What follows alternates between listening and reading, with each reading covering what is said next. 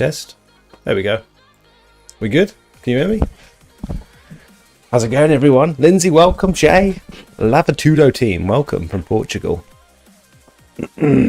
Chris, Lawn Ranger, Matt,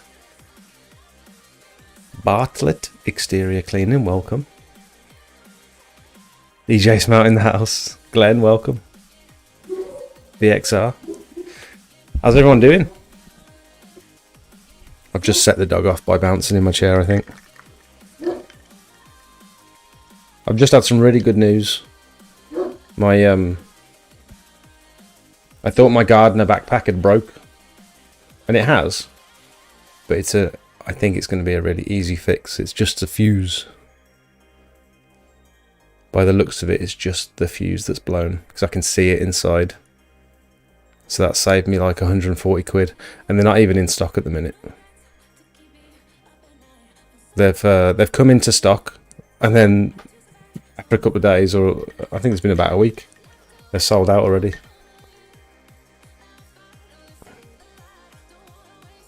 Lee, I'm very well, thank you, mate. How you doing?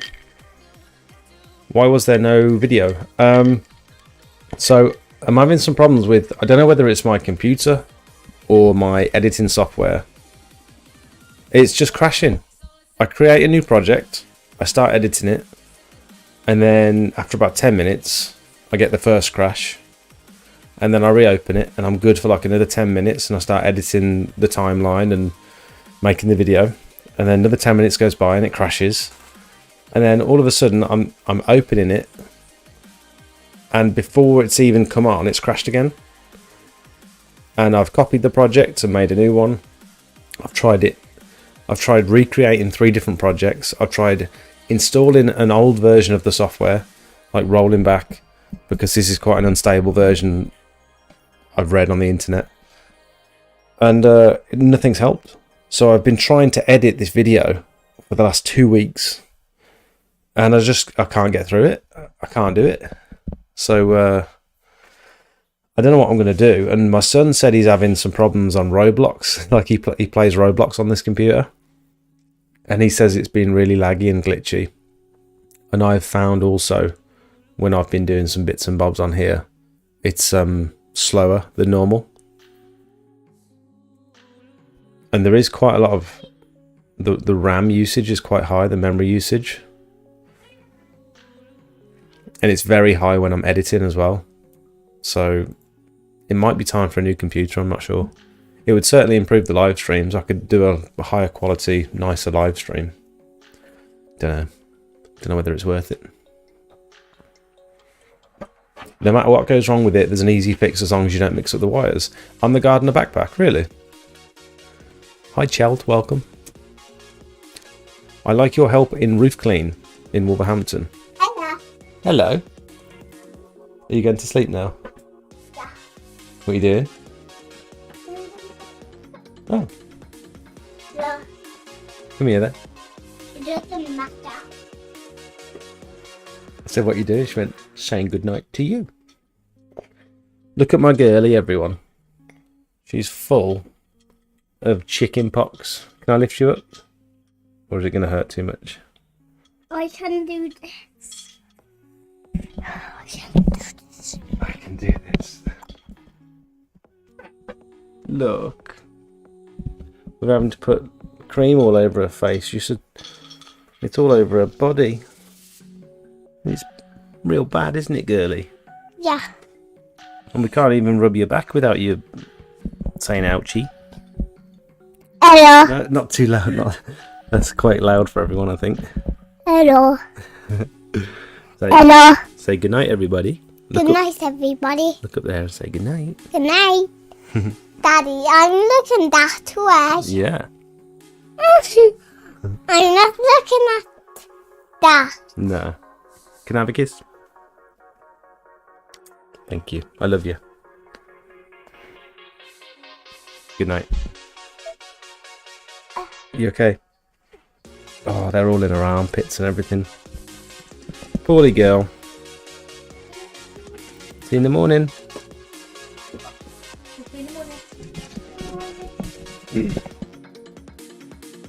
Greetings from Portugal. Welcome, mate. How you doing? Right, should we get into it? What coffee is this? It's your coffee. Is it nice? Got our iced coffees on the go. Hopefully this will kick in soon. This helped me go for like 3 hours, this does. Last time I had it, I was like, oh, I need my beers as well. I might have to go down and get my beers in a minute. Well, beer and iced coffee is not going to do like... It's gonna offset it really well, because if I have beer at the beginning of the stream, I get really tired really quickly. Like one beer and it makes me feel like an idiot. I feel stupid. I can't talk properly. So if I offset it with The beer. it's not the beer. If I have the coffee first, and then the beer, and then the Malibu and Coke, I'll be alright. It's okay. Put it back and we'll go into bed now. And this is a weekend for me because I have Tuesdays off. Oh, that's a good one, isn't it? What's the difference between drinking all weekend then? I have 3 days. Friday, Saturday, Sunday, Monday. 4 days. Yeah. We've got half a week. Come on, Jitin. You may need to clear your cache on the PC. How do you do that? Because I read that somewhere and I didn't know how to do it. Because cache is cache to do with the RAM. Because I know RAM usage is supposed to be quite high. It's supposed to be at like 50% at idle. That's what I read. I don't know. I keep underestimating jobs. What's your advice? I believe charging good money when quoting, but I'm regretting it as I'm doing the job. I used to do this kind of work 10 years ago, but I'm out of touch. Are you quoting in person? Are you quoting on the spot when you're talking to the customer? Because I found every time I used to get, well, I only did it 3 times and then I stopped doing it. But with the customers in front of me, there was this weird dynamic between me and the customer where I felt like I had to do them a favour because they were stood there. And so I'd almost knock myself down in my head. I'd almost haggle with myself in my head. I don't know whether it was because I was scared of what the customer was going to think of my price. And so now I take all of that emotion out of the situation and I just do it when I get home. I'll say, I'm going to have a look around. I'm going to measure up. Do you mind if I take some pictures? Right, I'll have a price over to you later on tonight if that's okay. And it means you can sit down with a cup of tea or a coffee, sit in front of your computer, have a look on Google Earth, have a proper measure, and really consider what's going to be involved, and sit and think about a price rather than just rush in and giving a potentially random price. You know what I mean? I took that advice from you around a year ago, helped me out massively. Oh, nice. There we go. It's helped Barlet. So this is the fuse. It's a little, I'm sure it had a 3 on the top. It's either a 3 amp or a 30 amp. I don't know which, but you can see in there, it's broke. It's burnt on the side there, and the fuse is broke inside, so that's why it's not been working. I wonder how much these are. Not how much they are, it doesn't matter how much they are really. I just wonder where I can get them from. What are those fuses called? These ones. A blade fuse. Oh, look at these. There's hundreds. I mean, I don't need that many, but that's good to know that Screwfix do them. Screwfix do everything. I was just about to spend 140 quid or more on a new backpack, and when I saw that Gardner didn't have them, I thought, oh, I'm going to have to get a different one, which I don't want to do. And then I was talking to my mate Dan, who's looking for like a wash down. He walks dogs and he wants to sort of clean them after he walks them. And I suggested something like a Gardner backpack. I also showed him the Equip to Clean one, which looked decent. Yeah, see, things are taking too long to load. This isn't normal. Oh, you think it's a 5 amp fuse? Any car spares shop. Okay, nice, thank you. You say it's a 3 amp fuse, glossy. I'm sure it had a 3 on the top of it.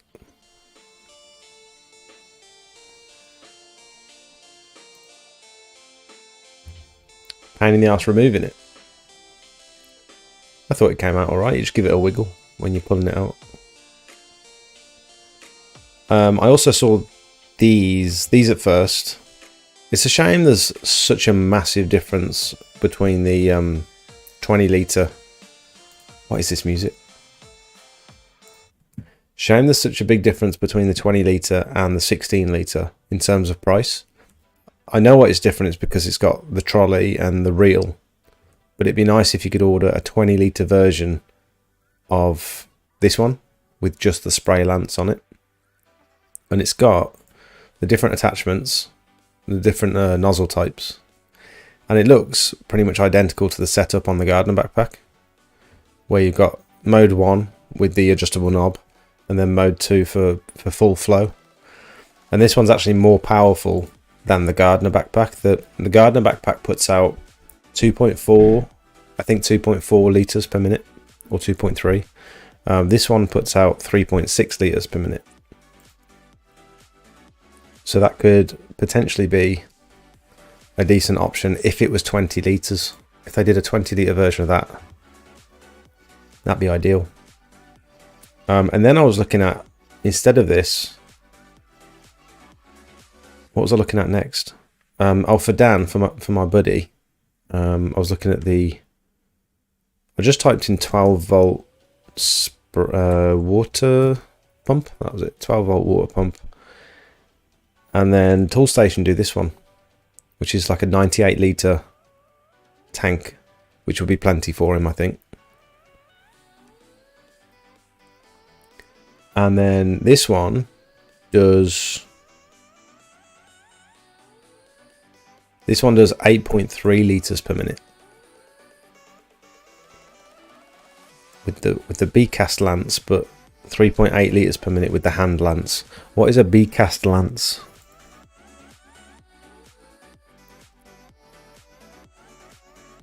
I guess you've got an option to use the two different ones. That's a decent option. And then I delved in deeper, and I've looked at Rutland Pumps, who sell the Everflow 2200. And this one goes up to 8 litres per minute. And 4.8 bar, which I think is like 70 psi or something. And this one is actually suitable for chemicals. So I was thinking like, oh, I need to replace mine as well. So I was thinking this would be ideal. Chemical pump with a Tanks Direct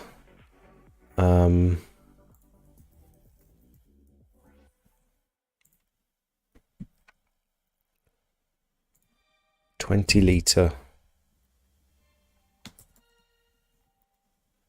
upright tank. This one, look. So all you'd need now is, so the chemical pump, you've got the tank, and then you just need a battery, I guess. And I have no idea when it comes to like electrics and stuff, so I can't imagine it's too difficult. Then you'd need a charger. Yeah, I don't know. Can't be that hard, can it? Why not just use NextJet? Well, I'm thinking for like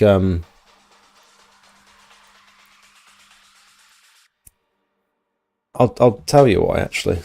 I'll show you exactly why.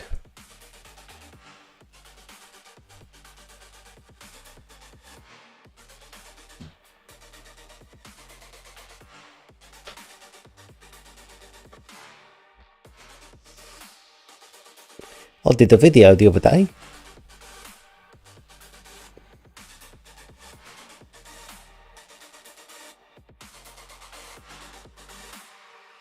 I've still been posting on my stories and on my Facebook and stuff, but I've just not had time to figure out this editing software.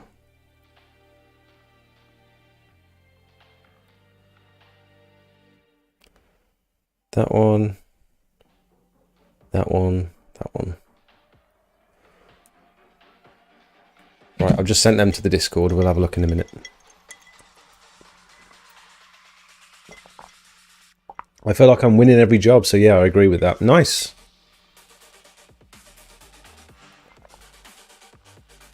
All my quotes are sent via text. Oh, I can get one of those fuses from Halfords. Nice. Gardener sell all the parts. People who price on the spot want to haggle you down. I'm quoting and I feel like I'm being too nice.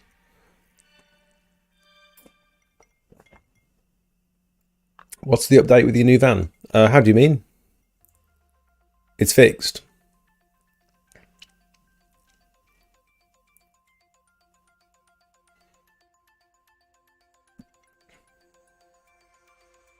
Better off getting one with Viton seals. This has Viton seals.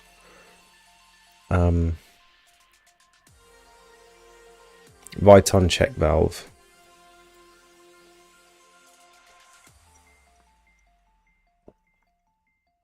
So it's chemically resistant, I suppose. When the pump's gone in your backpack, change it to the one from DA Components. It has Viton seals.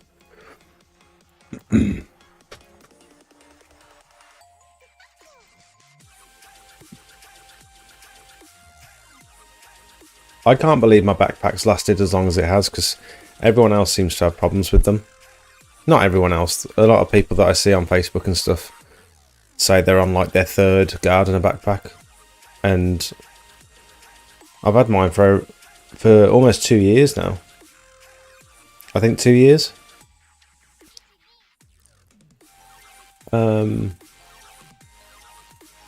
Water pump, replacement chemical pump for backpacks. Here we go. Great, it's only 40 quid. That's very good. I wonder if it's increased flow. It is increased flow.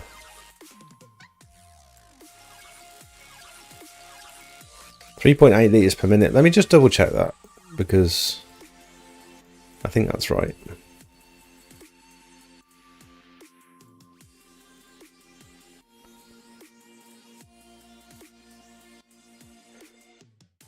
.60 psi, and then it goes up to a max of 2.3. So yeah, it's a higher flow pump. So that might be just a good replacement anyway. Oh, this one's 40 psi, so this is lower pressure but higher flow. What does that mean in terms of... I suppose you can then adjust the pressure based on which nozzle you want to put on the outlet of the lance or of your pole.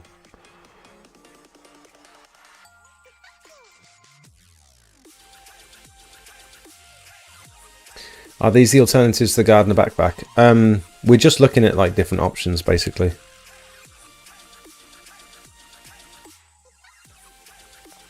My backpack wasn't working on the switch position 1, and it's just a loose connection, pretty basic inside. Okay.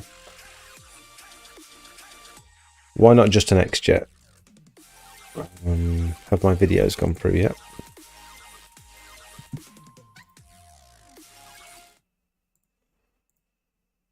So I was planning on washing...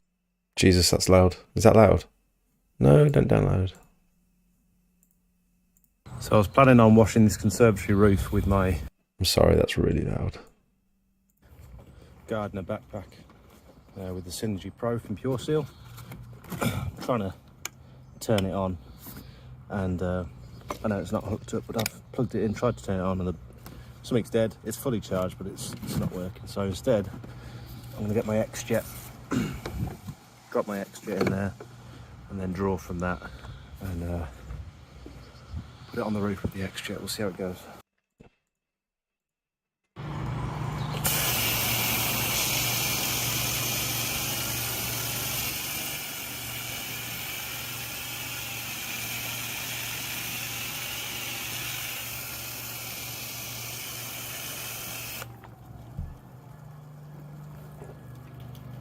That's what I ended up having to do.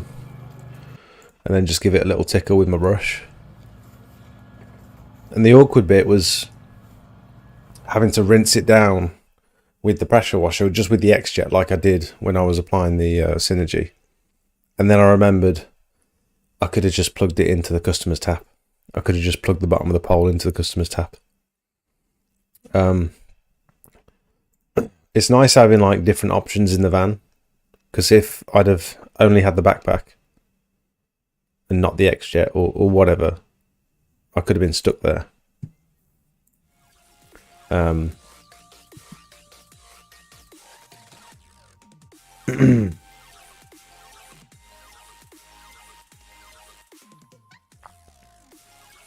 Oh, you fitted a chemical pump as well. Is it a direct replacement? Is there any fiddling to do, or is it one pump out, the next one in, no drilling, same screws, all that sort of stuff? Oh, they've got a YouTube channel as well. There you go. Previous video, only that you bought it, no update on the build, unless I'm missing something. Looking at the van setup, any advice on the van setup? Anything you would have done different? Yeah, I suppose I could do a follow-up video. Everything's sort of got its place in the van. But you'll see from the picture I put on Facebook today, things like sand and buckets and my surface cleaner and stuff, like, there's just nowhere for it to go, really. One of the lads in the Discord designed that for me. He took someone else's image and sort of plopped it on and coloured it, and so yeah, that's the state of my van at the minute. You can't see it too well, but picked up 10 bags of sand from Travis Perkins today. I'm managing with it. I definitely need to organise it and clear it out and stuff. But I think anyone that's got any van could do with some time to clear it out. I need to do a quote. I need to do 2 quotes actually.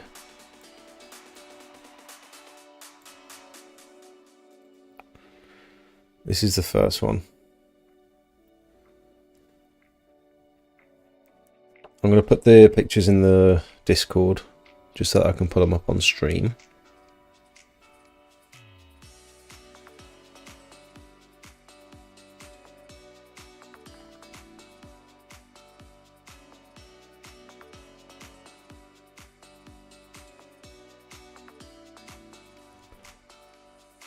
I've already won 2 quotes today, which is nice. 2 out of 5. Let's send them in the chat. And then I'll also send them and we'll do that quote afterwards.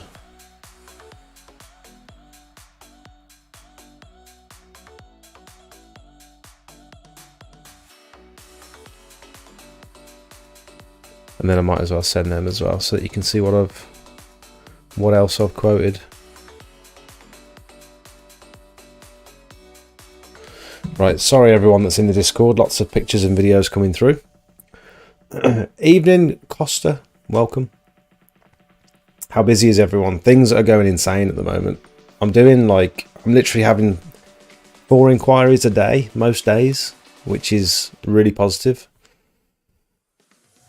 Do you think 720 quid for 240 meters squared is too expensive? I need help, please. I want to make sure I'm charging properly.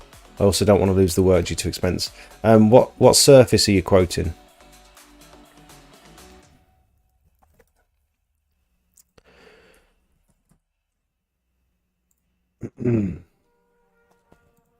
That's £3 per square metre.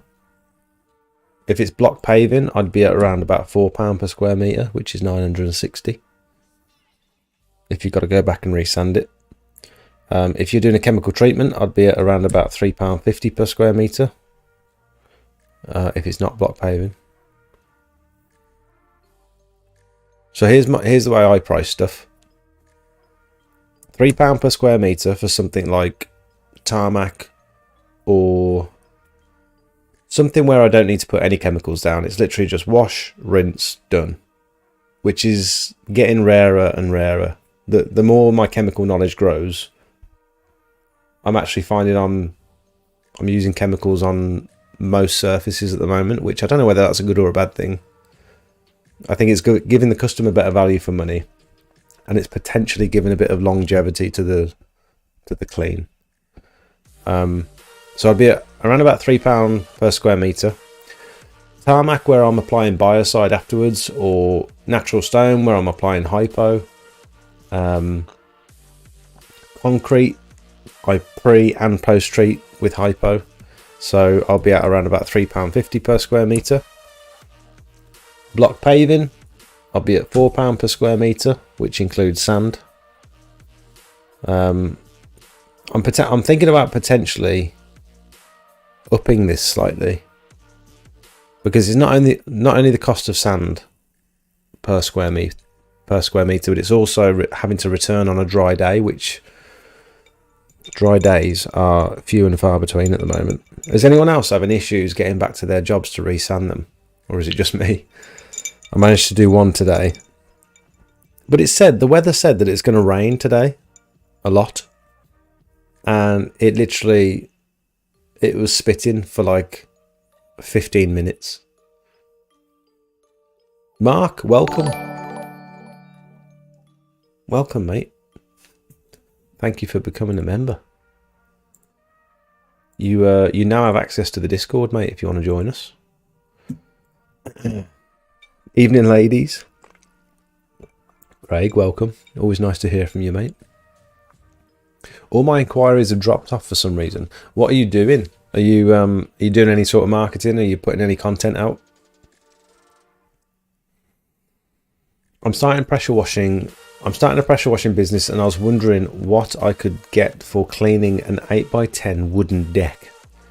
You'll probably want biocide, I would suggest. Give it a light rinse generally.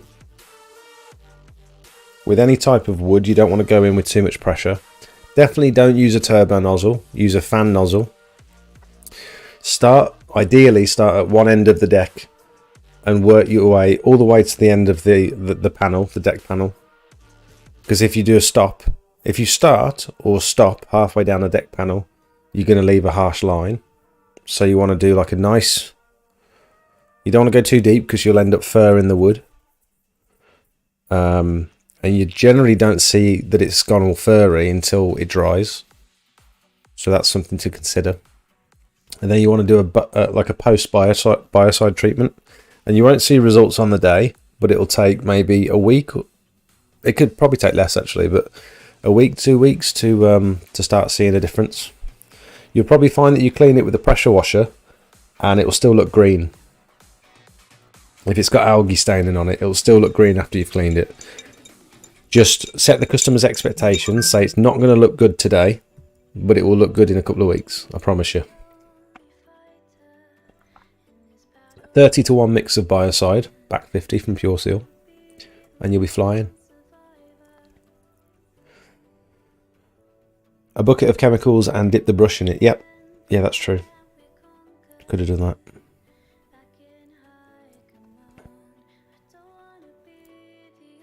It was a lovely sunny day today. Now it's hammering it down in Kent. Tarmac and a resin type floor. No, I think you'd be about right then there, mate. If it's tarmac and resin, 720 quid sounds reasonable. Just keep in mind that tarmac and resin are two of the surfaces that take the longest to rinse. So you might find that you're going over it again, over and over again, rinsing it. Resin specifically, because depending on what it's laid on, depending on its sub-base, resin's only quite thin. And when you're doing like a high pressure rinse, you're pulling all the dirt from underneath. So the more you rinse, essentially, the more dirty water you're putting down onto the surface, because you're pulling it up from underneath. So I've heard, but I've never I've never actually cleaned resin myself, but everyone tells me it takes ages to rinse. And then tarmac, depending on the texture of the tarmac, sometimes you'll get like a nice smooth tarmac, which is really nice to clean, really easy to rinse. But if you get a very porous, grainy textured tarmac, maybe it's a slightly older one, that'll take ages to rinse. And you end up with loads of aggregate. You know when you're rinsing like a block paved driveway, you end up with loads of sand at the bottom. Well, with tarmac, you end up with sand for some reason, and aggregate as well, little stones. Yeah, Craig's got hypo in his eye. Was it hypo or biocide? I didn't actually ask. I'm sorry. I should have cared more. Where did you put it? You didn't put it in the right section, did you? We've got a photos section for a reason, Craig. Christ. TFR. Oh dear. How did it get in your eye? Was it like the wind blowing it back? And then... why can't I see your name? Trackers said this was from biocide, went straight through his pants and burnt his skin for weeks. That is grim. Imagine how much worse that could have been.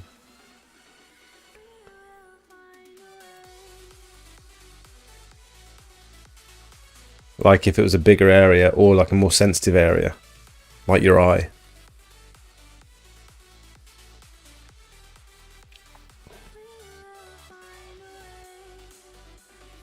I did something really stupid the other day.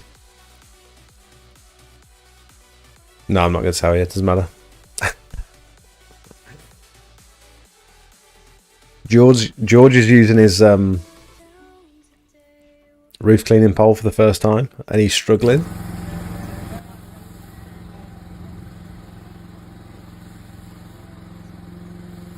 It's a two-man job now, roof cleaning. One of you to hold the pole and one of you to pull the trigger. It is unruly. Like, cleaning a roof for the first time with one of these poles, it's pretty sketchy if you don't know what to expect. If you tilt that pole, if you like rotate the pole by accident, it will shoot off in whatever direction, you know what I mean? Because it sort of stabilizes itself when it's on the roof, and you can set the pressure so that it balances itself, but as soon as you twist it, it will shoot off in that direction. It's pretty sketchy. Ended up using this.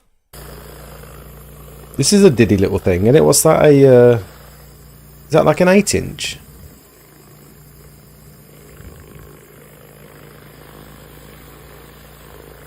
LRS, welcome. Welcome, Liam. It is Liam, isn't it? Liam from the Discord.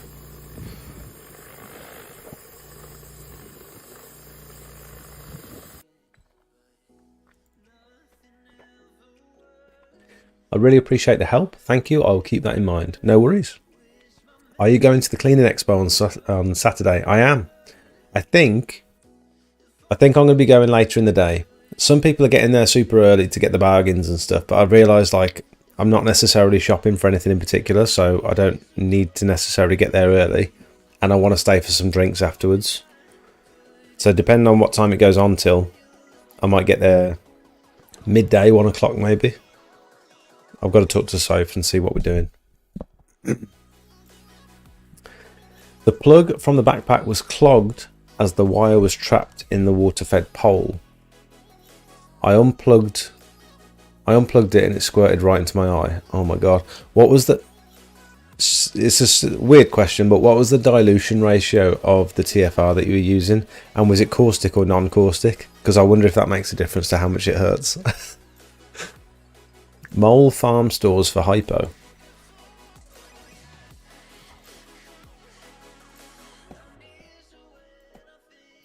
Mole online.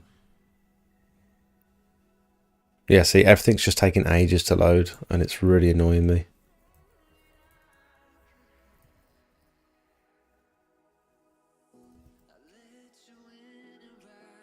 Red label hypochlorite out of stock.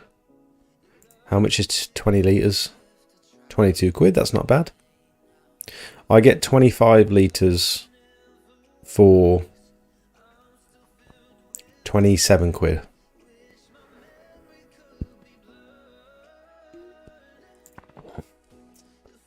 It doesn't say what strength it is. Concentrated farm disinfectant. Red label hypochlorite. Yeah, I wonder what strength that is. I would have thought they have to show it.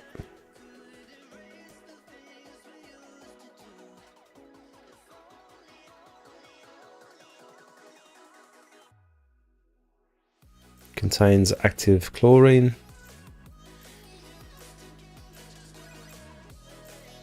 It doesn't say. Active chlorine 5%. Specific concentration limits. Surely it's not 5%. That seems very low. I mean, if they're selling it as a disinfectant, maybe it is just 5%. Maybe that's why they're not putting it on the label.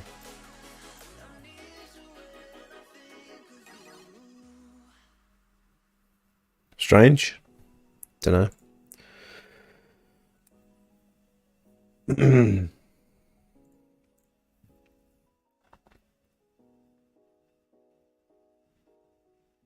I always charge separately for sanding up and labour at an hourly rate.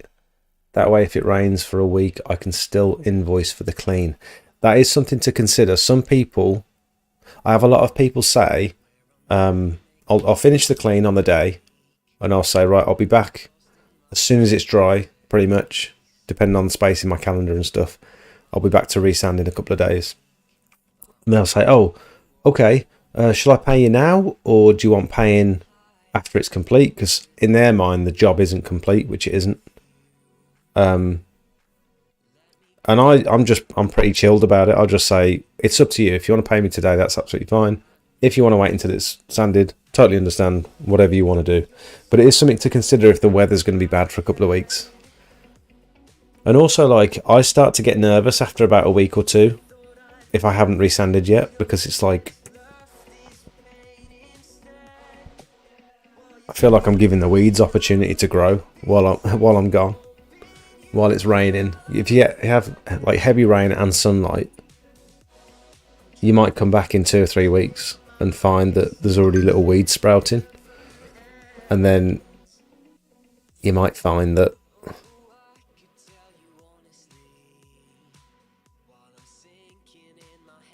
you have to reclean it. Sorry, Mark's just sent me an email.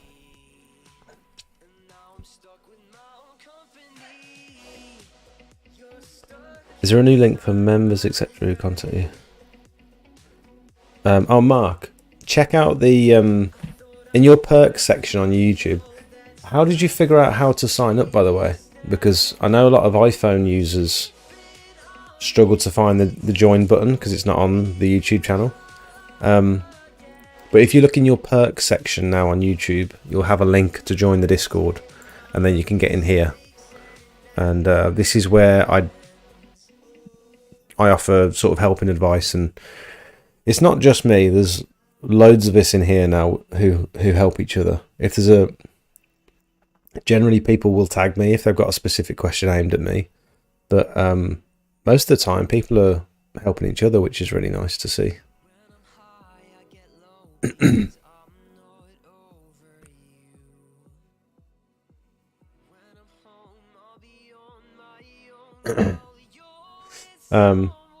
Right. Are these standard slabs? Let's have a look. So this is what I do. I check the Discord, and we help each other identify the surfaces and stuff.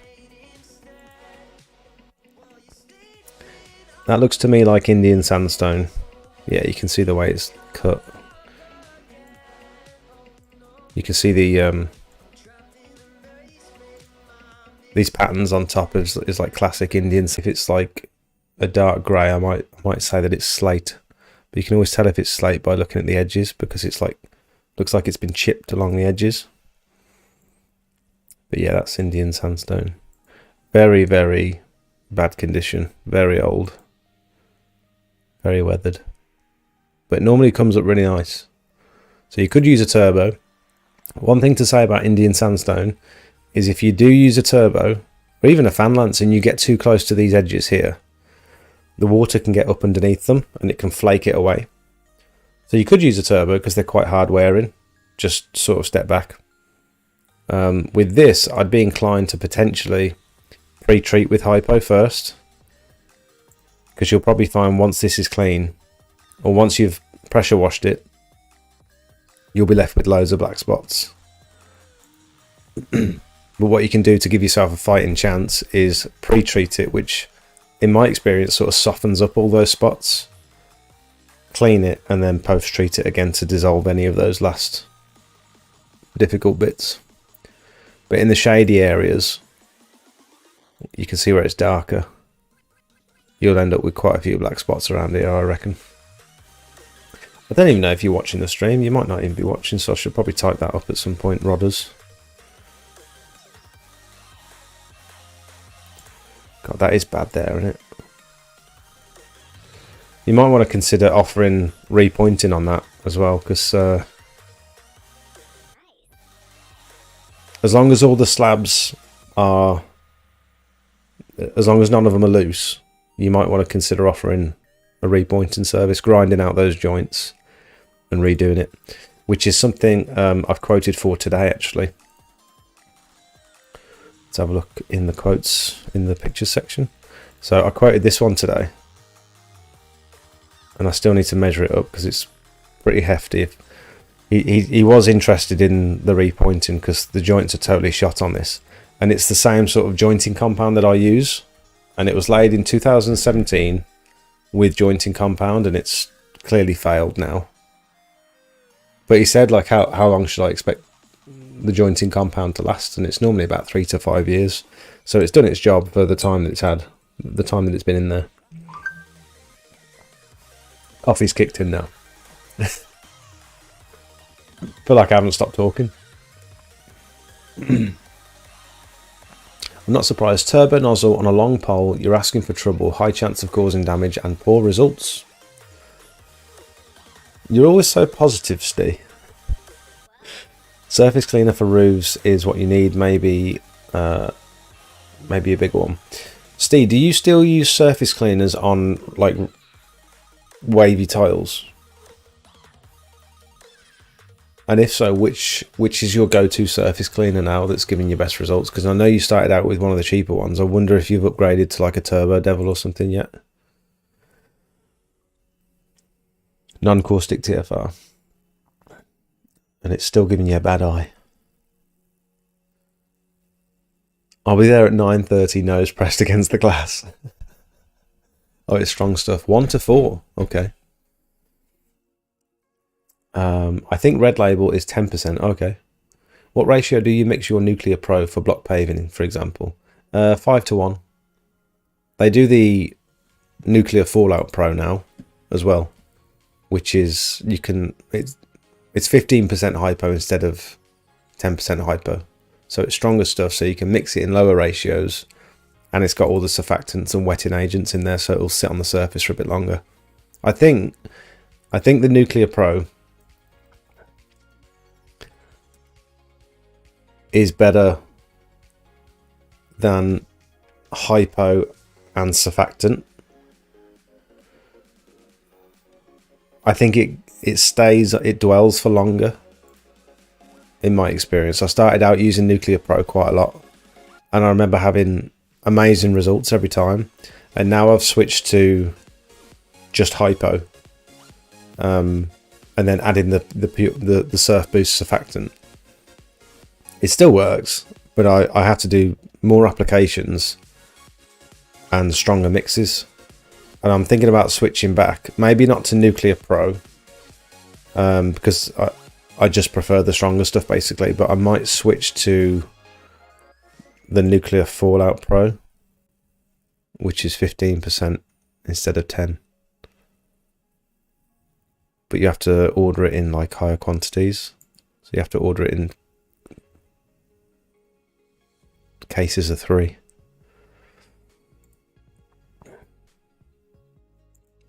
Also, this is 13 to 14% hypo with surfactants and scent masks.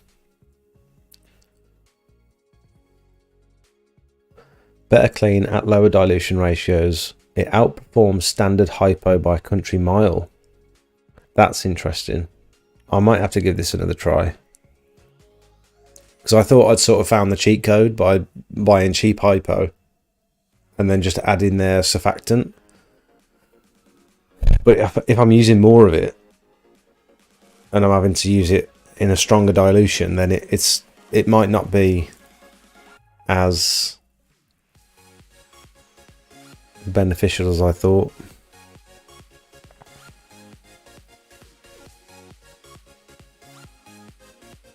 So you have to buy 3 because any hypo above 10% has to be shipped with an ADR licensed carrier.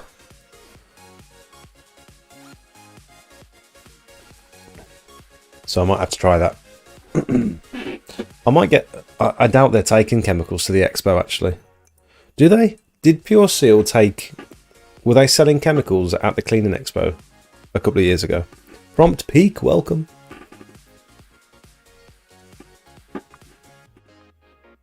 David, welcome. How you doing?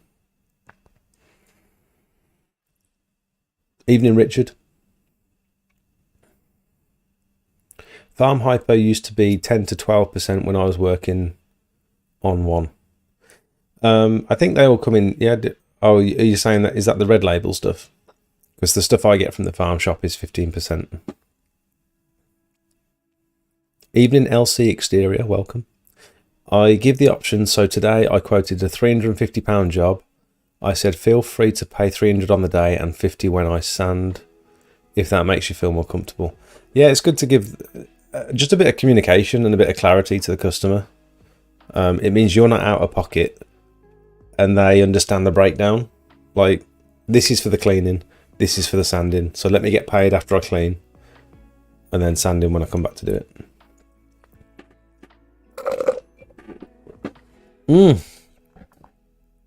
That was good. Good coffee. Live full eclipse happening right now.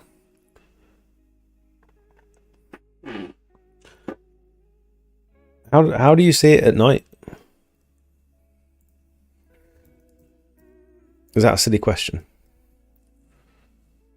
Solar eclipse, April the 8th, 24. What time? Watching it on a screen rather than just looking out the window. Ooh, pretty.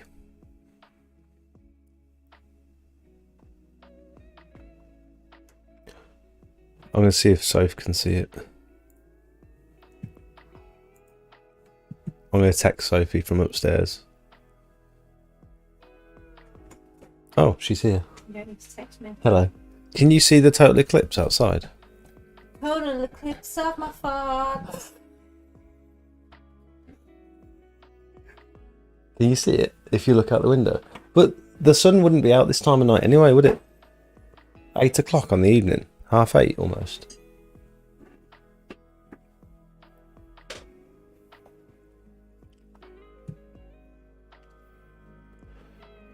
What do you charge for repointing? Between about £9 and £11 per square metre, depending on the size of the joints. If it's like porcelain... Isn't the moon out that way tonight on the nights? But is it the moon that gets covered? Isn't the moon... Doesn't the moon cover the sun? Well, you still need to see the moon, don't you, obviously? So Yeah, it's but over there. if the sun's not even out, because it's gone down, what would the moon be covering? It'd be like that. Is it in this area of the world, though? You asked me to go see. I don't know. I know. Chill out, will you? Bloody hell. George just texted me saying, lol, the moon. No light at night, my dear. Is she watching? Yeah.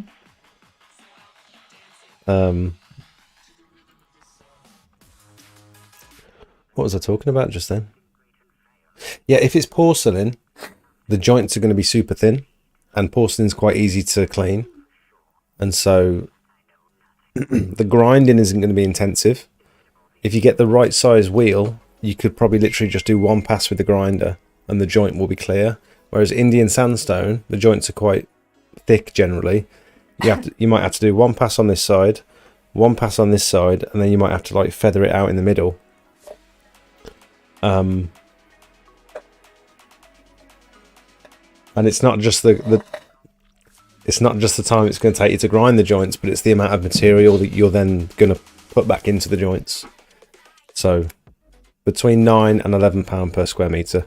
Some people I saw on Facebook the other day are charging up to £25 per square metre, which I think is pretty wild. Like, are you actually landing work like that? Oh, Tupper Lake, New York. So this is in New York now, Soph, I guess. Which is why we can't see it. That? No. Did you see it? I saw it right there. Why didn't you say anything? Oh, no, it's going even more. Is that live? Yeah. Good, isn't it? It's good, isn't it? You haven't found a tile that the surface cleaner doesn't work on yet. That's really good to know.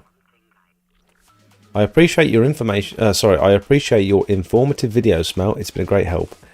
And you have a real chill voice, very calming. Well, thank you. Calming or boring? So thinks I'm very monotone, which I was. You were. Am I now? Do you mean Not so much. the old videos or in real life? You're monotone in real life. You put more effort to your videos.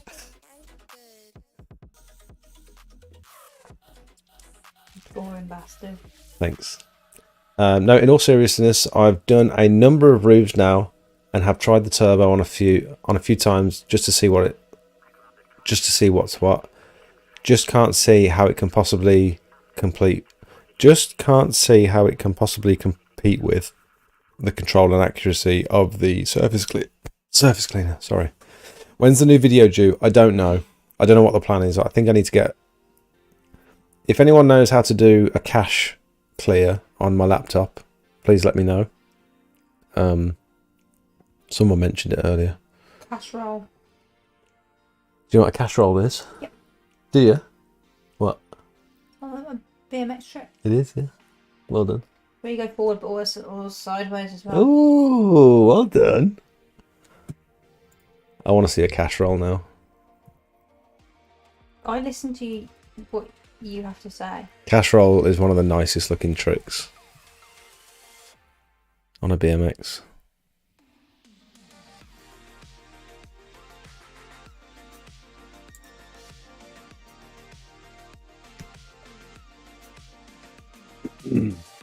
Yeah, I don't know what I'm going to do about the video situation. I can't currently edit in the current state of what my laptop's doing. I could potentially get a video out on my phone. I could potentially edit on my phone. So I might have to do that.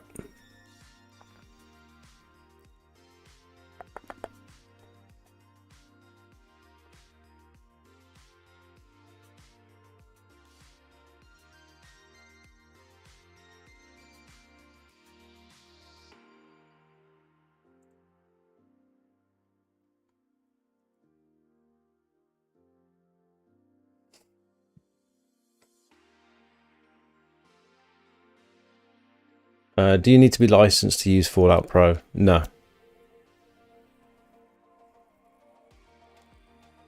Not as far as I'm aware.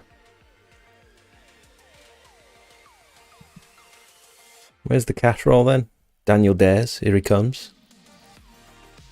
720 bar spin.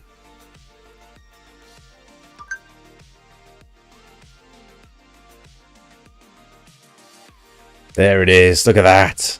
Sick.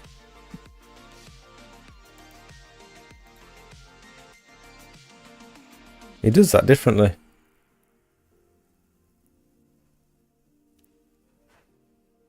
Insane trick. See that, Soph? No. How do you even begin to coordinate that in your head? Which direction your body's going? He normally wears a massive gum guard and it looks like he's got huge teeth. Sick. Anyway, what were we doing? Quoting. I'm going for a run. Are you swimming today? I don't know. Lucy's not coming, so I might not be able to motivate myself to get into the pool after. But You will. I'll go for a run. Yeah. Do you want my headphones? Yep. They charged up. Remember the rules. Don't put them on. Until Don't you turn leave them the on house. until you leave the house.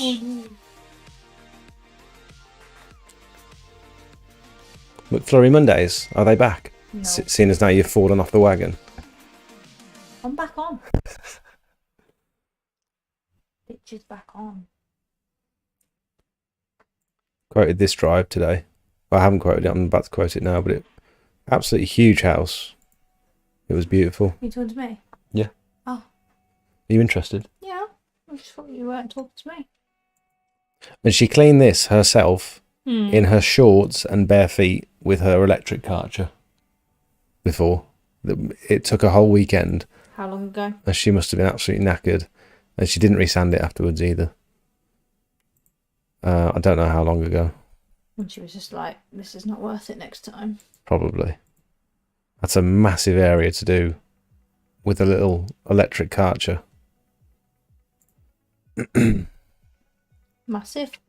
And then I've got to quote the gutters and cleaning the Indian sandstone on this. Oh, and he wants me to clean the skylight as well up there. Because he can get to the bottom one. Because he hangs out the top window. Yeah, you can see you can get to the bottom. Yeah. One. But he can't get to the top one. So I don't know where I'm going to put my ladder there. I guess ladder here. And then do it from... Yeah. Can't you just pressure wash it with your brush? I can use my water-fed brush, yeah. Yeah. I wouldn't pressure wash it, just scrub it. But yeah, I've been to like... Who's that in the That's the guy. reflection? I've been to like 4 beautiful houses today. This is another one. Massive clay, block paved drive. I'm going to quote to... Well, I've quoted to clean all the blocks and they surround the back of the patio, the back of the house as well.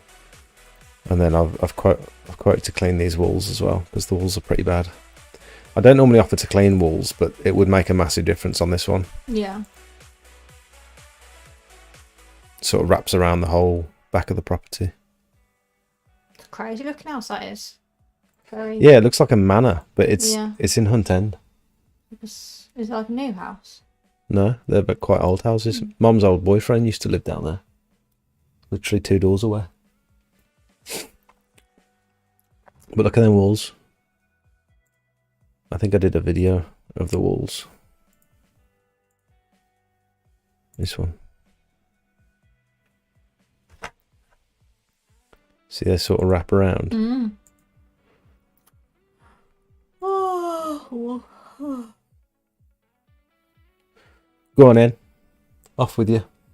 Not going yet, but Can we do McFlurry Mondays? don't know if you've been good enough. I've been pretty good. Oh, I need some beer.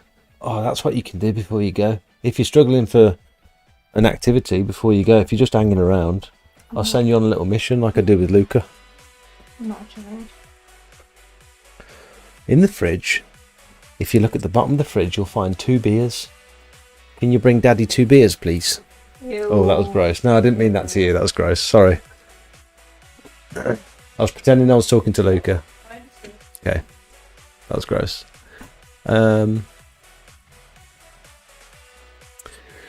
Still the same one. It has a nice stiff brush. It's light enough to move easily and not damage anything. And the performance is good. 50 quid on Amazon. See, I got a cheap one off Amazon, the surface cleaner. And mine started wobbling already after 1 use. I used it on a patio a couple of weeks ago just because it was, I didn't want to get the big surface cleaner out. It did its job, but it started wobbling. Ray Exterior, welcome. Do you need to be licensed? Oh, I've read that. It's happening in Canada. Oh, okay. You have to be at the right. You have to be at the right place at the right time. Evening, Russ. Welcome. No sun at night time. Thanks, Dan. Thanks for confirming. I thought I was going crazy because it's like, how are we going to see an eclipse here when it's, yeah. We need more Sophie for comedy value. You think she's funny? The sun doesn't go to bed. It's a 10-hour eclipse. Jake, thanks for your recent help in the Discord regarding the issue with the oil in my pump. I will be getting back to Jetmac tomorrow, demanding they sort it out or get a refund. Where did you post it? Because I'd like to get the chat's opinion on this. Because it doesn't look right to me. Doesn't look right at all. Was it in the general chat?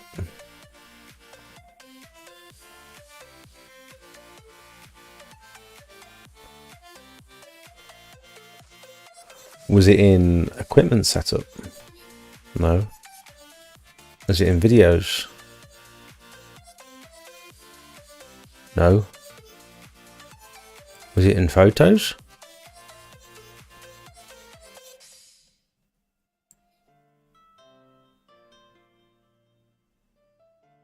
Where was it?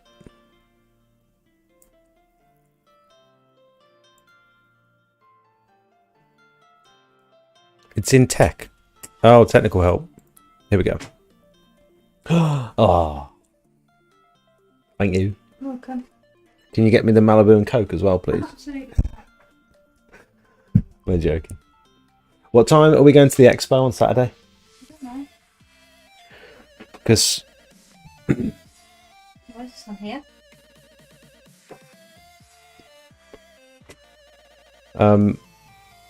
cleaning expo.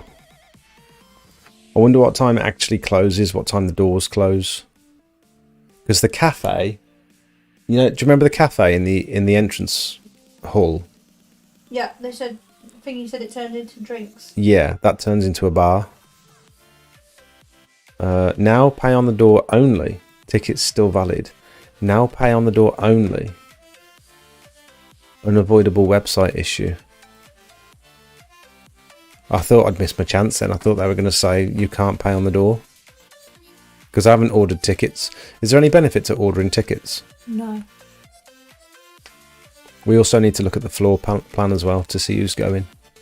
Kids are allowed. It's not going to be that busy, is it, where you get turned away at the door? Okay, 10 a.m. till 5 p.m. Someone said they'll be at the door at 9:30. Doesn't open till 10.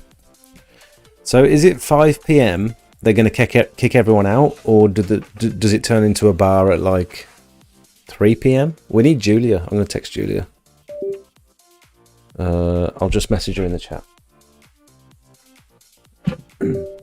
Oh, you're leaning on my chair. That's uncomfortable.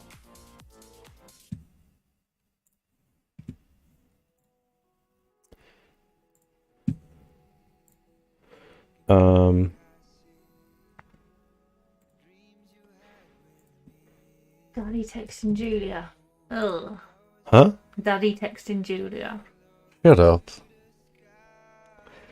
You did call yourself Daddy. What time does the bar open? Oh, Who said that? actually, Oh god. Dan laughed at Daddy.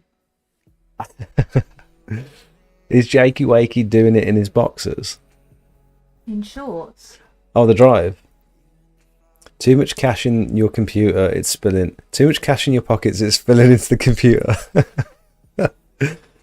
Let's have a look at this. Right, does anyone else think this is normal? Recently purchased this machine. It's done 6 hours. And then it's been a few days since the machine's been used. And this is how the oil looks.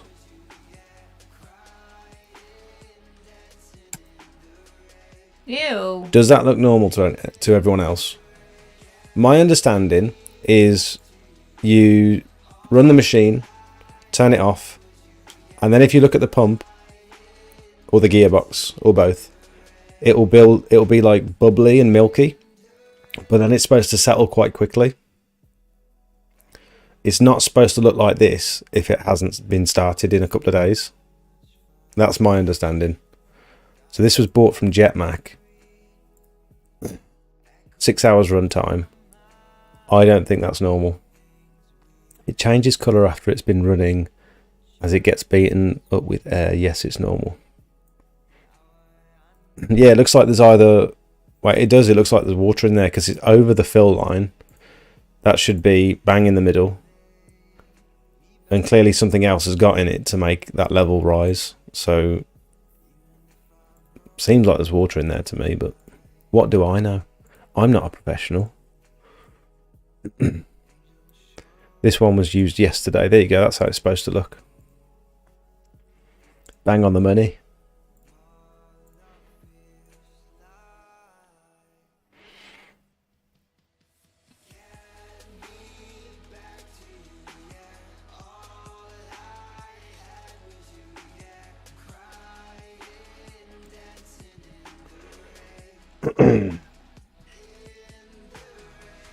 Right, I'm gonna go downstairs and then go.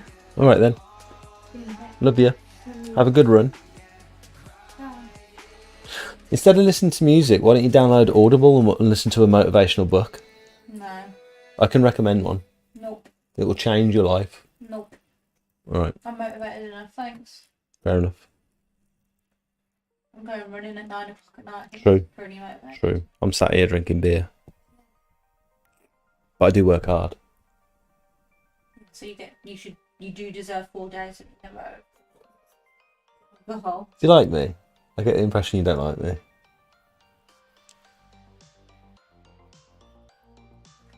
Take what you want from it. Okay. Love you. Love you. See ya. You have to buy the right one. What's your laptop specs? Is the cache coming from DaVinci? Probably. I do remember having to delete loads of cache files. It was taking up gigabytes of data on the computer.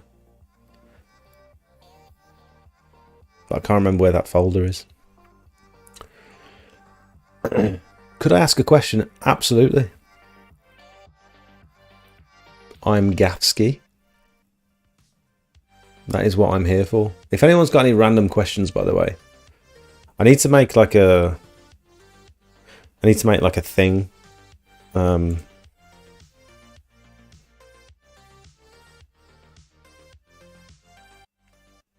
Is it worth the drive from Leeds to get to the expo? It depends what you want from the expo.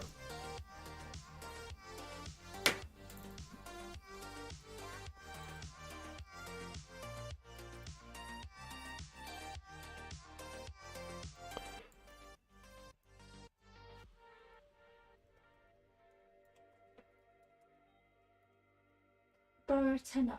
Yeah. From your wallet. And then when I don't use it to pay for the track, I can give it you back.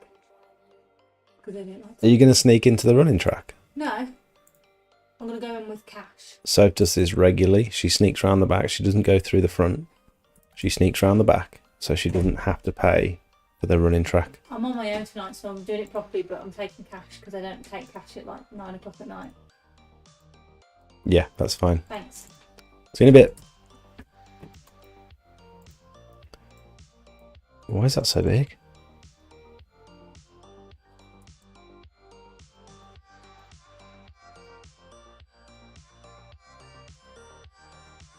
That seems bigger than it normally is.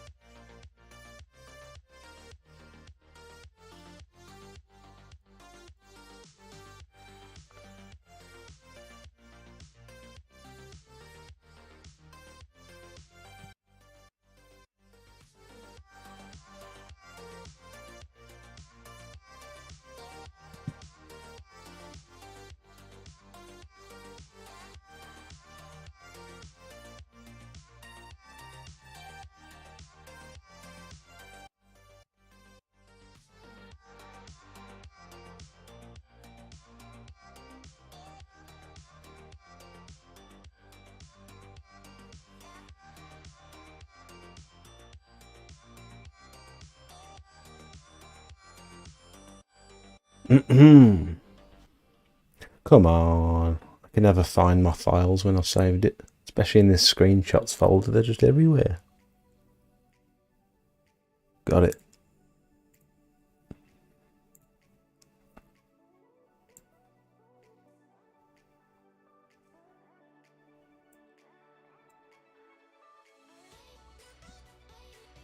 Oh, it's the wrong orange. Doesn't match. That's annoying. Oh well. Okay. Looks like lemon juice in the oil. I don't think anyone's put lemon juice in the oil. Move everything to a separate drive or folder, then clear the cache. Everything in terms of everything on the computer. Check the settings where it's caching there. After Effects, Premiere, clog up the system real quick. I edit my videos within the SSD capacity and full RAM. Oh, prompt peak. I think we should chat after the stream if that's okay. Maybe not tonight. I'd like to message you about this because you seem like you know what you're talking about. So let's not do it now because I don't think people care about video editing. Hi Jake, thanks for the vids. Has helped me learn a lot. Do you have to be licensed to use Hypo or Biocide? Best regards. No, as far as I'm aware, you don't need any kind of license. However, Pure Seal do offer a Biocide training. It's an online Biocide training course. I think it's £100. And then you can become an expert in using Biocide. And you get a certificate. HSE compliant. And yeah, it's 150 including that. So that might be worth doing for you. Otherwise, I think it's good for everyone who's starting out to get the fundamentals in. This isn't sponsored. Yes, I'm affiliated with Pure Seal, but it helped me so much.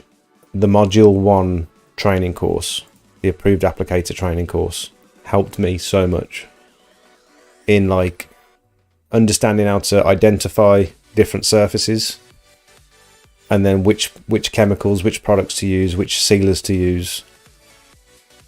It's so worth the money. So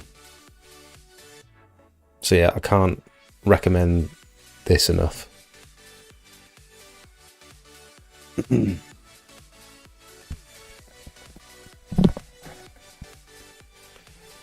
That oil has water in it. There you go. I can't believe they told you that that's normal.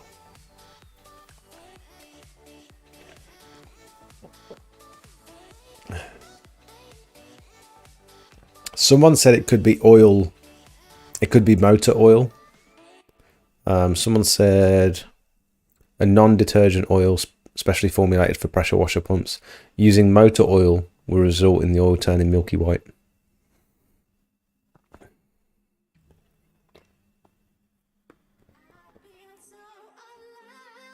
Hey, John, you're right, mate.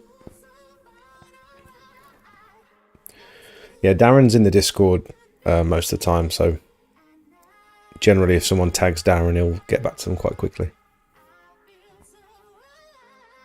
Hooper, welcome, mate. How you doing? Yeah, right. It depends what you want from the Cleaning Expo. It depends what you're... do you want to buy? Do you want to get some bargains? Do you want to talk to some suppliers? Do you want to meet people? Do you want to look at the equipment before you buy it? I think that's quite important as well for some people. If you've got an idea of something you want in your head, go to the expo, actually look at the products, and then talk to the supplier and just make sure that it's the thing that you're expecting. It's going to do the thing you're expecting it to do. You're right. Raining. It's raining. I don't know what to do. You can still run in the rain. I don't want to go and pay to run in the rain. Or pretend to. Go swimming. I don't really want to. I'm not going to force you. Do you want a beer? Maybe. Really wanted to run. Literally opened the door, I was like, oh.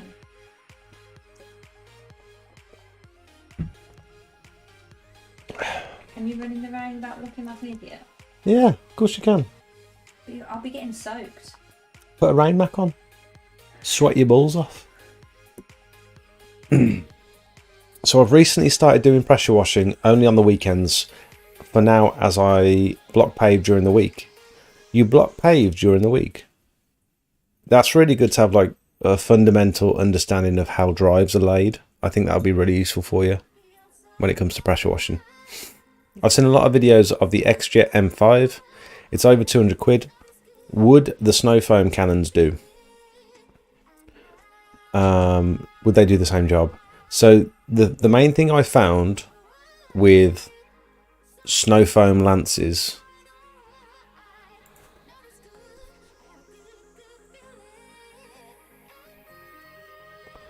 so something like this, if you use hypo in this, the first thing that's going to happen is all this brass will oxidize and start to go white and flaky, and it might even turn green and blue. It's essentially, is oxidization like another form of rust? I don't know. Basically, if you're going to do a snow foam lance, make sure all the fittings are plastic if you're going to be using hypo. The other thing that you'll find really difficult is pouring hypo into this. If you imagine, most of the time you're getting hypo in like a 20 litre or a 25 litre drum. I struggle to pour that into like another drum, which it's got a mouth about that wide. You struggle to pour that in without it glugging and going everywhere, and without it pouring down the sides. So to try and fit it into a hole that big, you're going to need a huge funnel. And by the time, this is the exact thing that I had an issue with. I had the bottle between my legs, between my feet, clamping it down. I had a funnel in this hand, and I had a jug. I had a big barrel of hypo in this hand, trying to decant it into this tiny 1 or 2 litre bottle. And it was just a nightmare, and it's so dangerous, and it's just not worth it in my opinion. And then there's the case of, do you know what dilution ratio you're getting out of that snow foam lance? Unless it's a very specific one and it tells you exactly setting number 1 is this, setting number 2 is this. Unless you're getting that, you don't know what dilution ratio you're putting it on the floor. And so that's also something that I wouldn't recommend doing.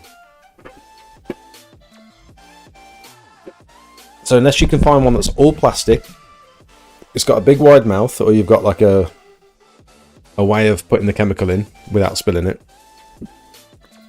And if you know what dilution ratio you're getting, then fine. But if not, I wouldn't bother. There's my mate Richard put in the videos section the other day.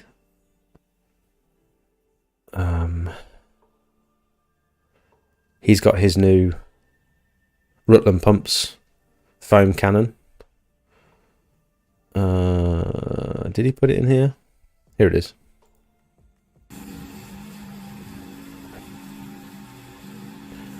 So this is something else you could try.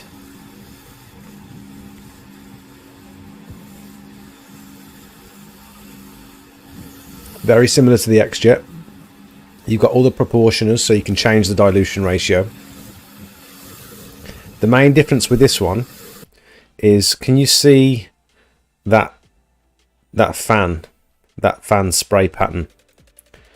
It's locked at whatever degree that angle of spray is.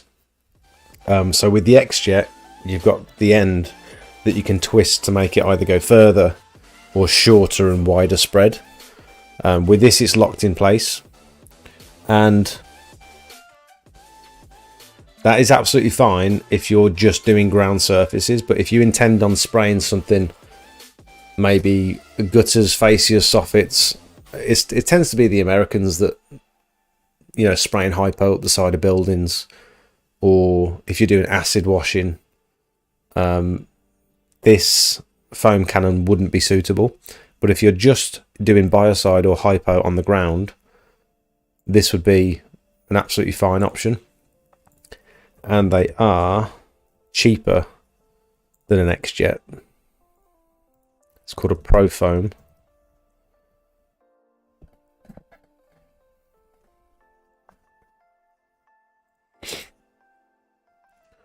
So all in, it's 220 quid. Is that cheaper than the X-Jet? I'm not sure if it is. But it comes with all the proportioners, just like the X-Jet does. It comes with the, I think it's a 5 meter clear hose. Nice quick release fittings on it as well. The other thing you can do, which is what I did for the first maybe 12 months before I bought an X-Jet, I used a chemical backpack, and the one I used was a Gardener backpack, which is currently out of stock. But essentially it's just a 12 volt pump. I'll show you a video.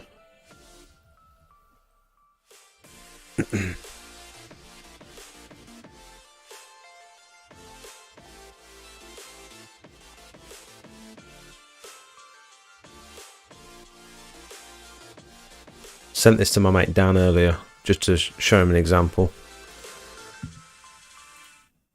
So this is the kind of flow you can expect. This is full whack, 2.3 litres per minute with 250-degree fan jets. Oh god, that's loud. Can I not just turn it down now? Sorry, that's loud. So you can use it with like a water-fed pole, or you could use it with the spray lance. I think that a backpack like that is like worth the investment anyway, regardless of whether you're going to be doing roof cleaning or you're going to use a water-fed pole. It opens up so many opportunities to offer different services. And we were just talking about sort of alternatives to the Gardener backpack. But Gardener also do, if you just want to put hypo down, I mean, it says it's not suitable for chemicals because it's not got an appropriate chemical pump. But mine, as long as you clean it out afterwards, mine's lasted almost 2 years now. But you can get a lance. Instead of having a water-fed pole, you could just buy this. And that comes with the different fittings. So you could apply the hypo like that if you wanted to. And then you've got the versatility of, instead of changing proportioners and stuff in your X-Jet, you can just put in whatever dilution of chemical you want in the backpack and just spray it straight onto the surface. How about the Viking on the van? What do we think? Was it in photos?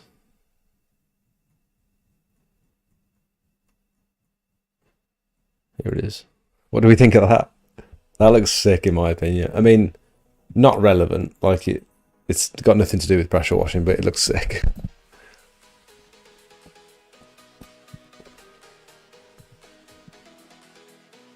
Is it just a pro that X-Jet can do the ratios for you? Well, the X-Jet covers a bigger area much quicker. So if you've got a massive driveway, or like I was by a side in a huge garden centre recently. It was about 325 metres squared worth of block paving. And the X-Jet did it in about 15 minutes. Like, it was so easy. And I can't think of any other way you'd get the chemical down that quickly. But it doesn't work so well on smaller areas because it takes a little bit of time to set up. It's probably 3 or 4 minutes to set up. And then if you want accuracy, the X-Jet might not be for you. Have you bought a Pro Foam? No, my friend Richard did. He's been working with me recently for a couple of days. Sorry, what have I missed? Been grafting till 7:30. Did I see you pre-treating a patio the other day? Yeah.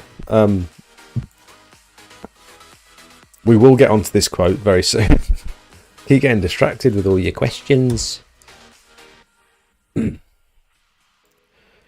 Oh, was it? I think my story's probably disappeared now. Is that video? Does that mean that video's gone now?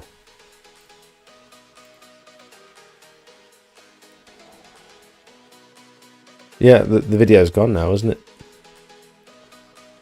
We pre-treated... Here's Richard, look.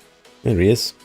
We pre-treated this one because it's a concrete patio, and I always pre and post-treat concrete just to avoid any streaking, tram lines with the surface cleaner. I always find it now it's better to do a pre-treatment, clean it, and then post-treat with hypo afterwards as well.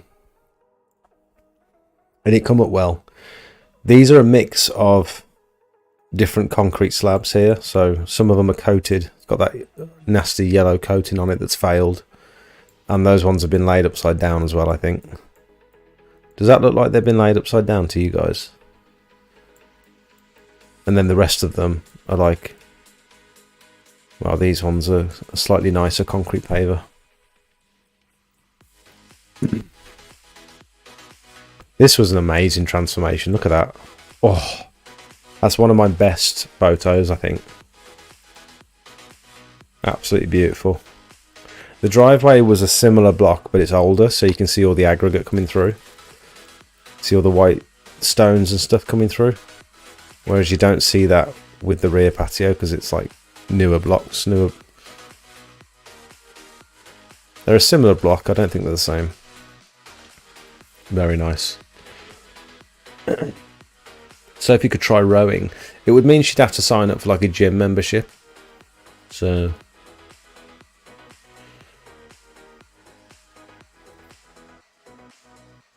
trying a full body workout. Yeah, yeah, might suggest that to her. Actually, our friends Harry and Kira have just bought a rowing machine, I think.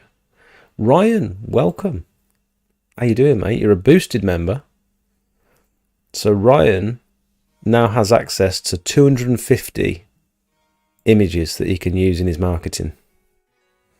They're in the Discord, in the boosted section. If you scroll to the top of there, there'll be a link to all these images. Welcome, mate. Thanks for joining. Has anybody needed the gooseneck extension for the brushes, hard to reach areas, getting over conservatories? Is it worth getting? I don't know. I saw a funny picture on one of the Facebook pages about one of the extensions they've put on. It was like a massive... I recently put a water butt tap on my hypo lid. That is a fantastic idea. Squeaky Clean Dave did that in one of his videos, and that was a brilliant idea. Here's a product comparison. An X-Jet, 200 quid. In the wind, shit blows everywhere, not very accurate, seems to use a lot of chemical, and it's a lot of fannying about. A watering can, 5 quid. You can set the dilution ratio, it's accurate. The wind doesn't affect it much, and it's much quicker. 195 quid saved to spend on kit. Do you find with a watering can, you've got to get the right funnel on the end of the watering can, haven't you, to actually spread the chemical where you want it to go?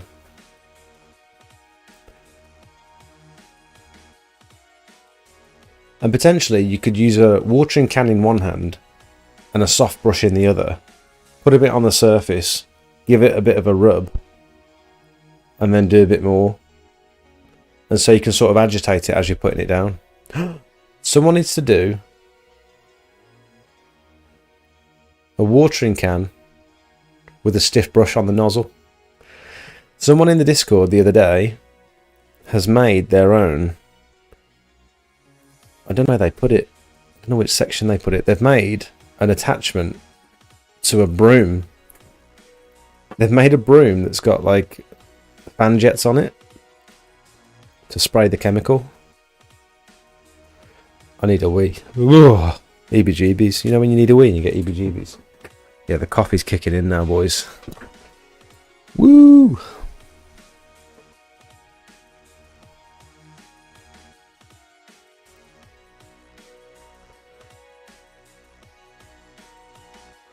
Where was that picture? I can't remember who posted it. God, the amount of pictures and stuff we have in this Discord is crazy. Here it is. No, it's not. I'm not going to find it.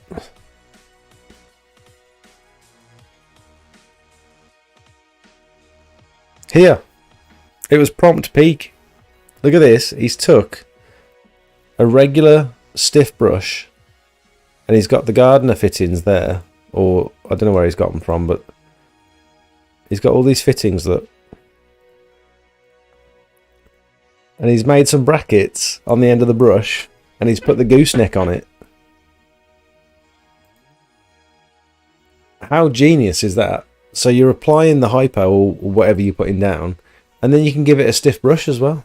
Because that's what I always found using the water-fed pole, is the brushes were never quite stiff enough to like agitate the hypo. Even like the stiffest sill brush that they did, it wasn't quite stiff enough. And actually, I found recently a I'm going to send the video so you can see exactly what brush I was using.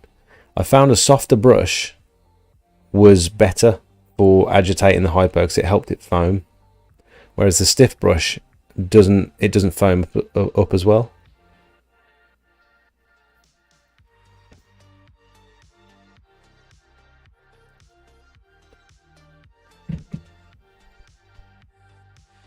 Oh, I've sent them in photos. Damn it. But yeah, look at that. How ingenious is that? Great idea. I sent it in the wrong section. But look. Nice soft brush. Oh, look at that action. Actually helps it foam up. Look how foamy and lovely that is.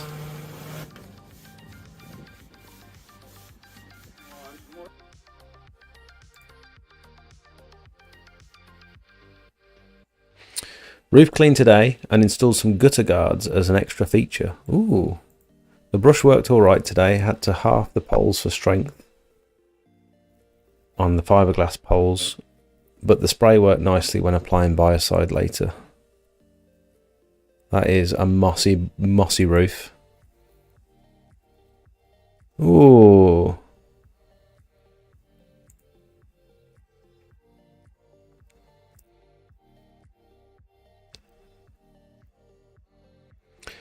God, it's like the old dial-up internet, isn't it?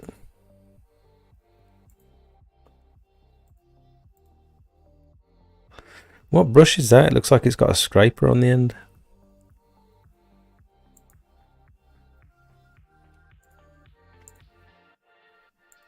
Oh, here it is. What is that you've got there?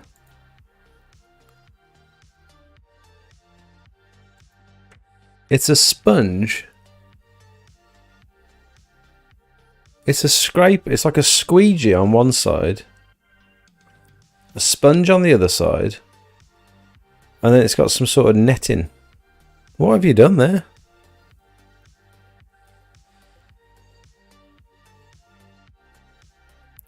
I mean, these are slate tiles, so you don't really want to use a metal scraper on these because you'll scratch them. And they look like real slate as well, not the man-made stuff.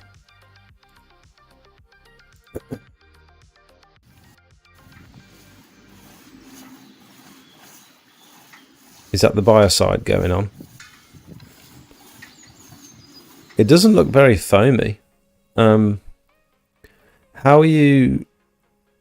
Have you got any jets? Or is it just open nozzles? Because you might benefit from getting some jets to increase the pressure so that it helps foam it when it hits the surface or when it comes out the end of the thingy. Normally biocide's quite foamy. I'm surprised you're not getting any foam on that.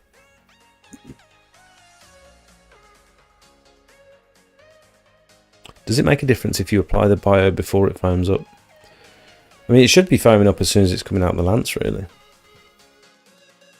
I do like the idea of the watering can.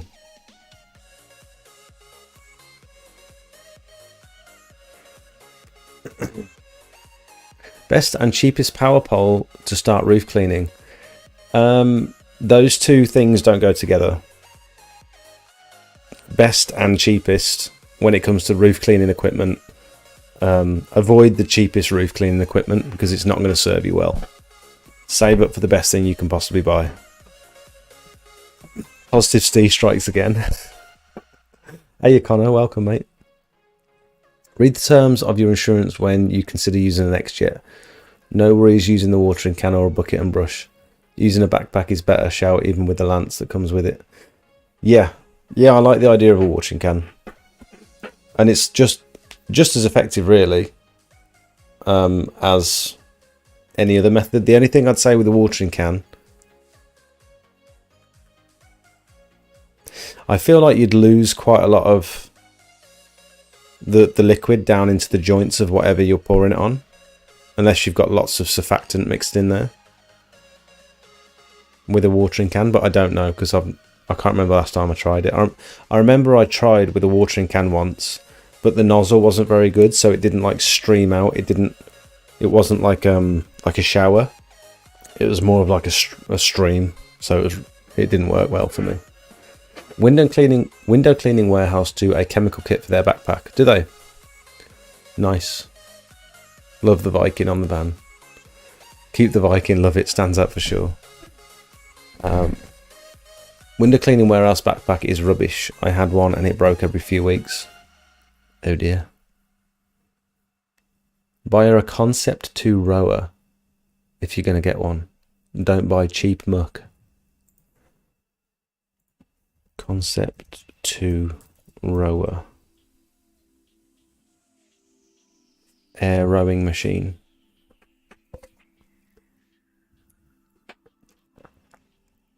£1,000. Is it a full body workout rowing then?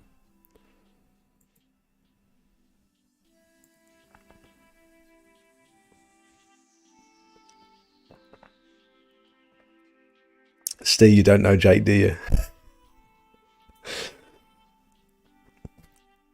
I know I'm tight.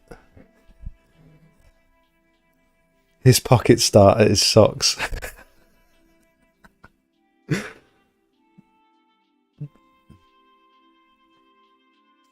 need a wee.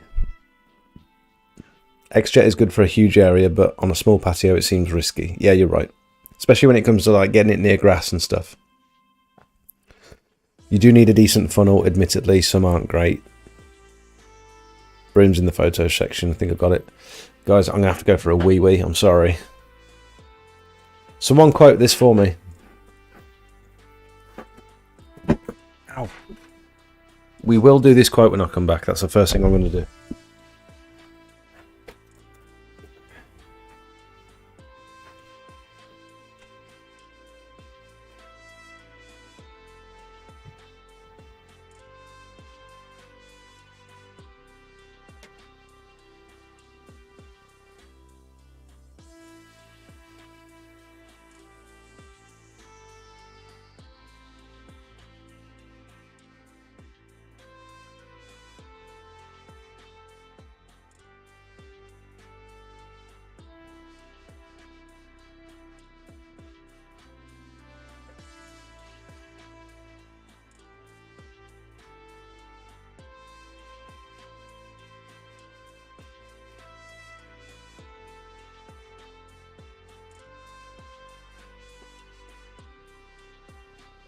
That video was fan jets, but it was just watering the pig. Oh, okay. I heard the other day you can use fairy liquid as a surfactant for hypo. Do you know if it's true or if it's dangerous to mix?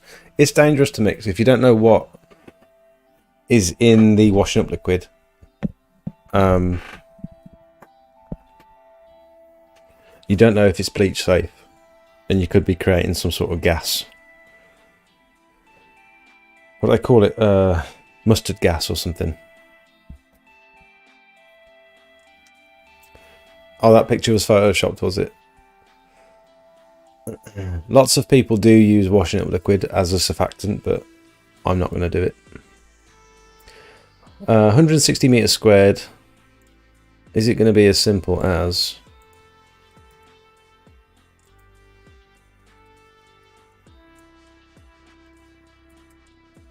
640. She wants me to put it in a quote in an email.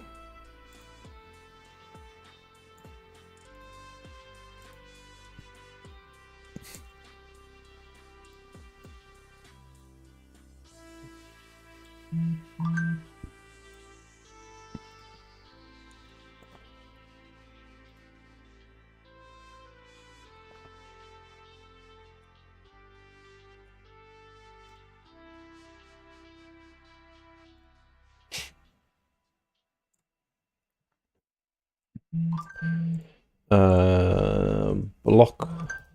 What did I say? 160 meters squared. Block paved drive. Sure. I'm gonna break it down a little bit.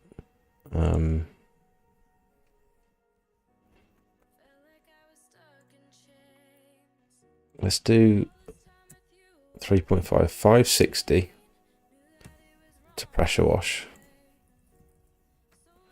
And what was it, including resanding? 640. £80 to resand.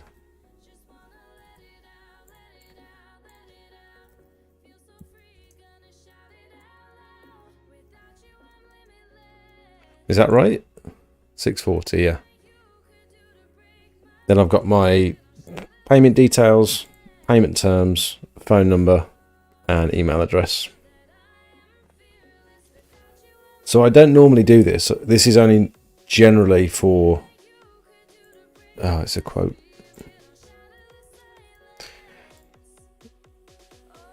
This is only generally for like commercial jobs where I'll put it in a quote form like this. When it's just a normal domestic one, I will I'll just stick it in a text normally.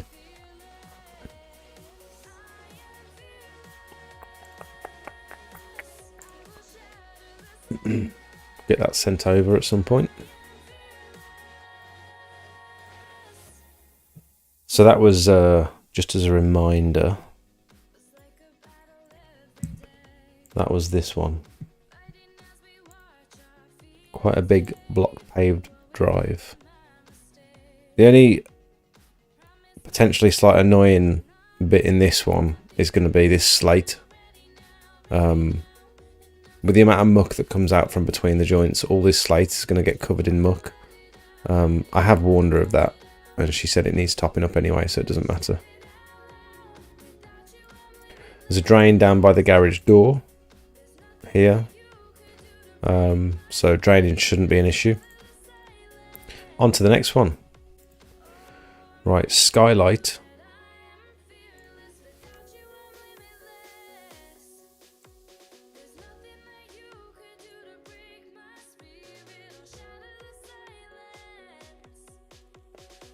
Skylight clean. Let's call it a wash. How much am I charging for that? It's going to take me, get ladders off the van, set up the gardener backpack, give it a scrub, clean out the gardener backpack. What's reasonable? Can someone just give me a price to wash that top window there?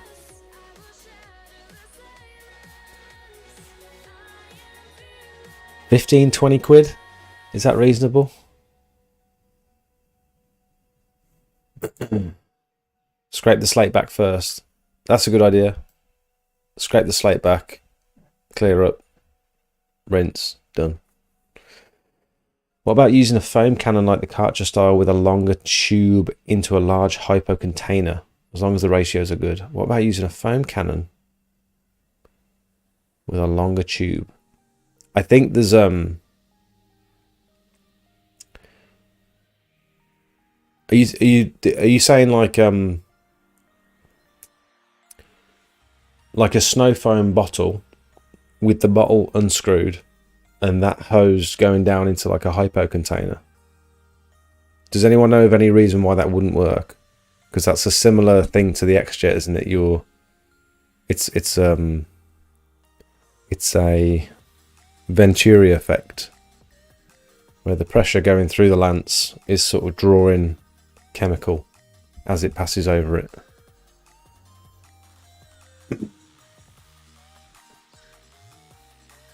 There's no substitute for proper surfactant.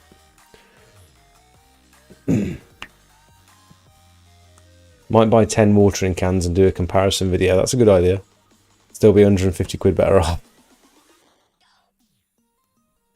25 quid, you think?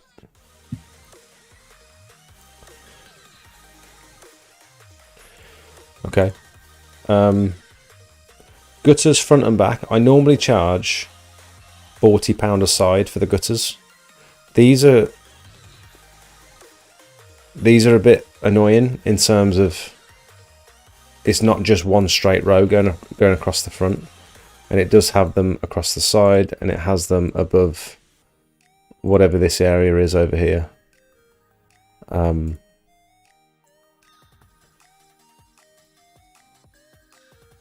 again on the back, it's like it's all sort of awkward.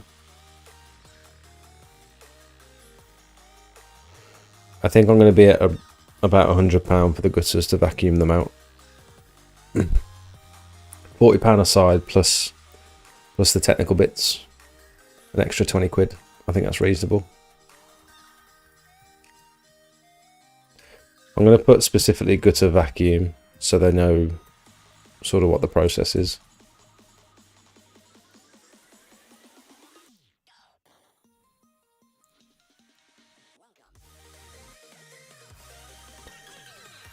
£100 sounds good. What about a big rocket? Fill it with hypo and light it. Stand well back. Putting hypo down is a simple process. Generally keeping things simple never hurt anyone. Anything fancy is rarely as efficient. Fair enough, Steve. Fair enough.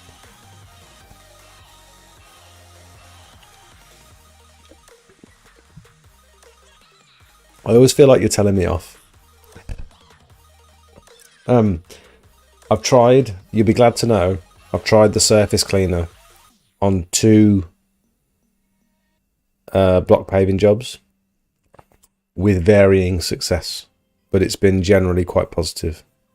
I'm not sure if there's been a time saving yet, but it's been a positive experience.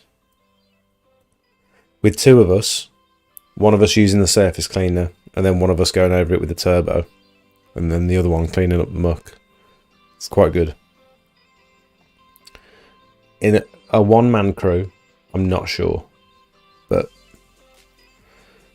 I'm just messing. I can never tell. I always feel like you hate me. Look at these joints. State of them. So this is the jointing compound. You can tell because it's got all these little beads. I don't know what these beads are. Are they... Is it just crushed stone? And then it's sort of bonded together with some sort of resin. Tom has upgraded. Welcome. Thank you. Upgraded to a boosted member. And now Tom's got access to all the images. Well done. Thank you for the support. Very humbling, the amount of people that decide to join this channel. Pretty crazy, actually, I think. We have new members every day in the Discord, and it's wild to me, that is. So the hypo. So the difference between what we do and what the customer can do for themselves. He's pressure washed this himself in the past. But they don't get this clouding up. You can't get rid of this dark staining, and you can't get rid of these black spots. So that's where the chemical treatment really comes into play. So anyone who's not using chemicals, you need to get on it as soon as possible. You need to learn about them, because there'll be the difference between you doing what the customer can do, you're just saving them a bit of time, and then you actually delivering much better results than what the customer can do, and you're saving them time.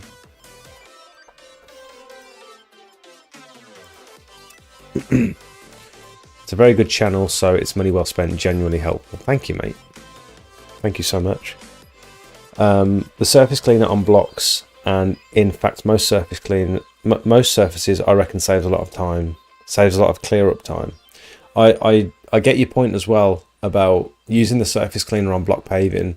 You're removing less sand from between the joints, so in turn you're spending less money on sand putting it back in the joints. When you're ready to rinse the hypo away, can you rinse it onto the grass? It depends how long you've left it. I wouldn't recommend it. So it's quite an awkward one with this property in particular, because it does, the chap said it sort of, I can't remember if he said it pulls in this area, but now that the grass is sort of grown over onto the patio, there's a chance that if I put hypo too close to this area, it's going to burn all the edge of the grass. And so I've got to be careful there. So if you're, it depends on the dilution ratio of the hypo, but also if you're soaking the grass beforehand and the grass has absorbed as much water as it can, and then it gets hypo on it, but you're keeping it wet. If you're keeping that grass wet, even if it's had loads of hypo on it, it won't turn yellow. If it's dry grass, you get hypo on it and you don't rinse it, it's going to go yellow straight away. So you do need to be careful. After it's gone dormant, say it's been on there for about an hour, could you then rinse it onto the grass without turning it yellow? I don't know.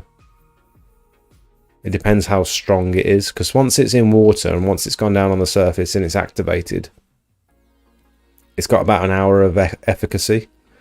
The window is generally 20 to 40 minutes, the window of efficacy. And then after that, it drops off rapidly.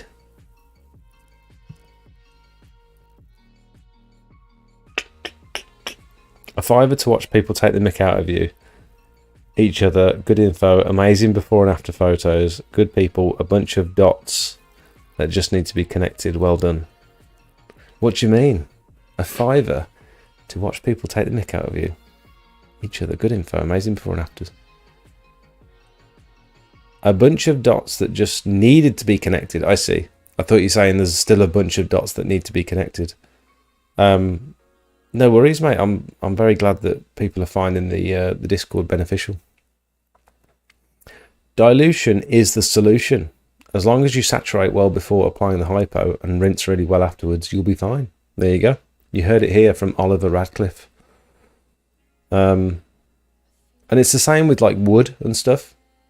If you've got a fence panel that is directly next to the patio that you're cleaning, and it's like untreated wood, or someone put in the Discord the other day, here's a while back, I'm not going to be able to find it, is a hot tub. It's like a posh, like it looked like pine, I think it was a pine hot tub with an Indian sandstone patio wrapping around it. I guarantee if you'd have gone in just with the hypo, you'd have splashed and flicked dots all up of this pine wood, and you'd have covered it in little specks, and you'd have ruined that hot tub. And so even with wood, soak the wood, let it absorb all the water it possibly can, and then go in with the hypo, and then afterwards turn the little switch on your X-Jet so that it's not drawing chemicals anymore, it's just pushing water, and rinse that down again afterwards, straight away.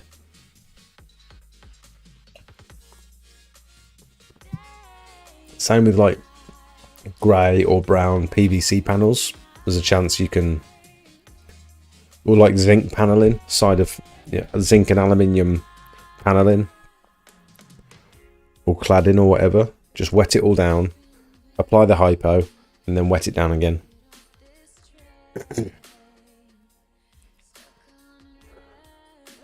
Does the grass grow back after a hypo burn? I'm pretty confident it would do.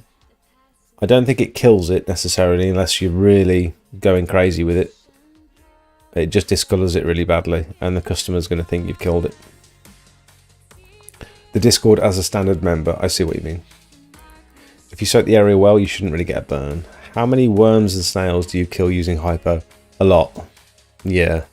It's a shame. I always feel so bad because every time you do slabs or block paving and you put hypo on it, you always see 10 or 15 worms coming out and trying to escape. And I do pick them up and sort of throw them out, but at that point it's probably too late. You know what I mean? It is sad. Running for their lives. Squirming, not running. Sliding? What do worms do to get about? That was my quote. Good advice on the hot tub. Would have missed that, mate, to be fair. No worries, mate. I'm glad we caught it then in that case. Right, how much are we quoting for this then? I haven't measured this one yet, so you guys are going to have to bear with me. I don't particularly want to give the customer's address away. I don't think it would make that much of a difference because you haven't got their phone number, so you're not going to get in there and sneak a quote to them before I can, but either way.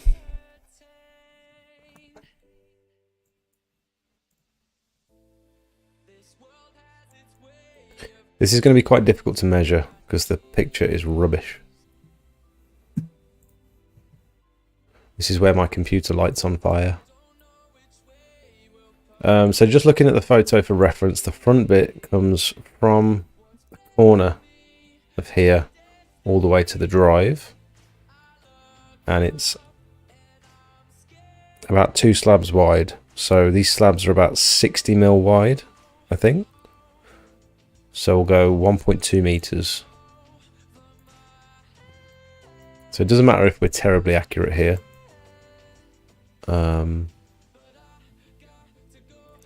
It's about there, isn't it?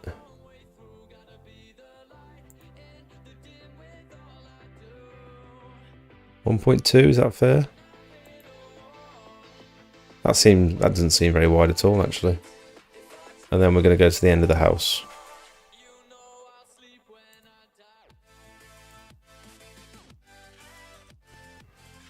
That doesn't seem quite right. Oh no.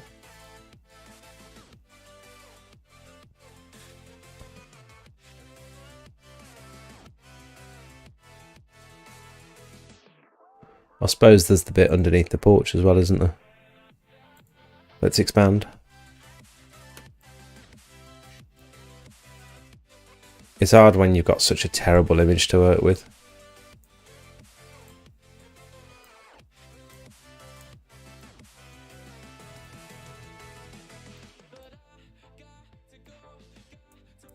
I can't tell how far across that goes to the drive. I'm going to round it up to 15 meters squared. I think that's reasonable.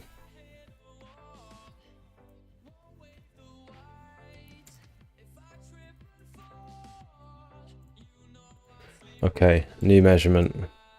Now this the back bit is even trickier because we've got to figure out actually where we've got all these. The trouble is with these bits, you've got the overhanging roof, so it's not in line with the roof, sort of wrapping around. So it comes across the side gate and then it wraps around under here, really awkwardly, and then we've got the sleepers going around here, and then it actually also goes under this balcony. So we need to do it flush with the house until the corner of this roof, and then we go back and back. Right, it's going to be a bit of a guessing game. So you'll have to bear with us.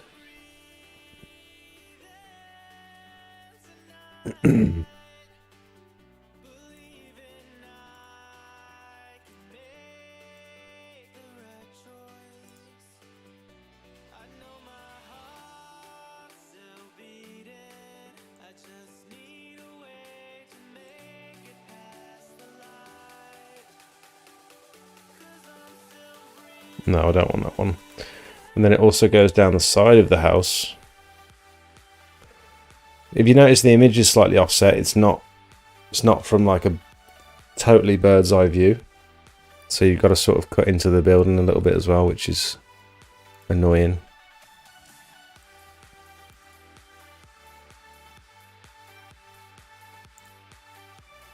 We'll clean that up in a minute.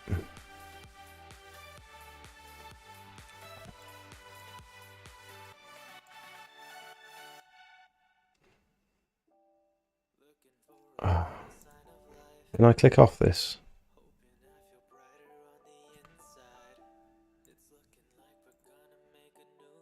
Oh, that's the bench.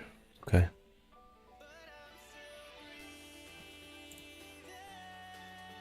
Okay, it goes all the way over to there.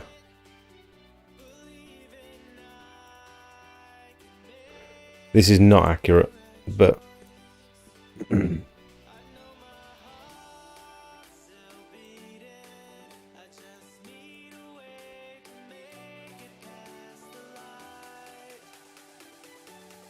around there.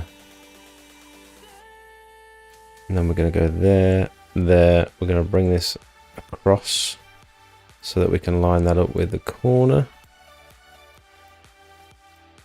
There's a chance this is wildly inaccurate, but we'll get a rough idea.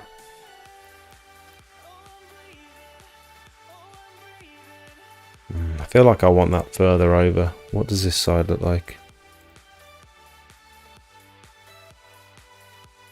So the corner of the house,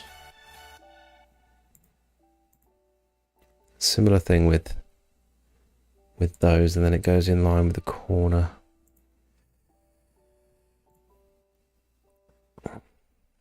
Okay, so it does come out here like that. That's where I was going wrong. Then it goes down the side of the house.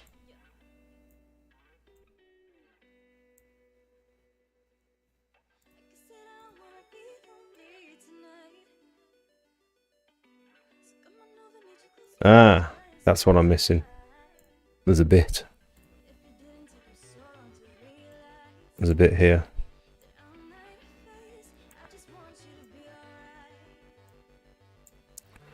That's what I'm missing.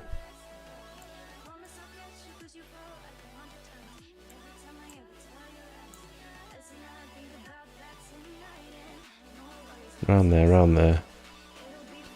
Yeah, I think that's better. I'm going to round that up to 100 meters squared just to be on the safe side, because I think I might have cut some off the end here, but I can't tell. That's a little garden on the corner there. I'm going to round that up to 100.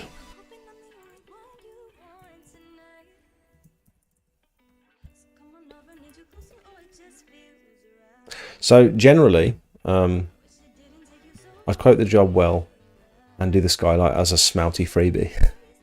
Never used to drink on Mondays until I started watching you. Oh dear.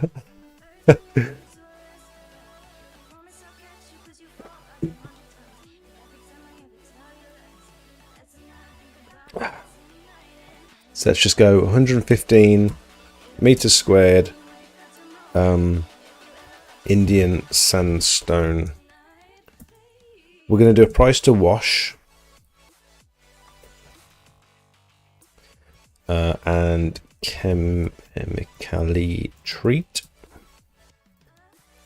And we're going to do that at £3.50 per square meter. So we'll go on smelt.club calculator. £3.50. 400 quid. Is that reasonable, folks?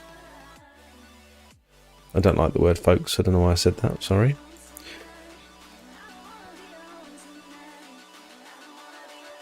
What's your favourite beer? I really like, if I'm feeling bougie, I'll do a Birra Moretti.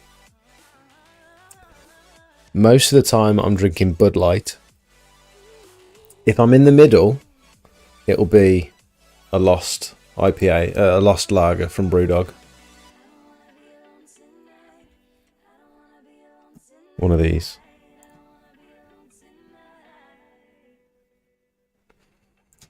So if I just want a bargain, you know, £10 for a pack of 10 cans Bud Light. Else you're paying almost £7 for 4 cans of Birra Moretti. And that's a lot. These are about £13 for 10 cans, which aren't bad. What are we thinking of that price? £400 for this small front section, and then this rear, this big old rear.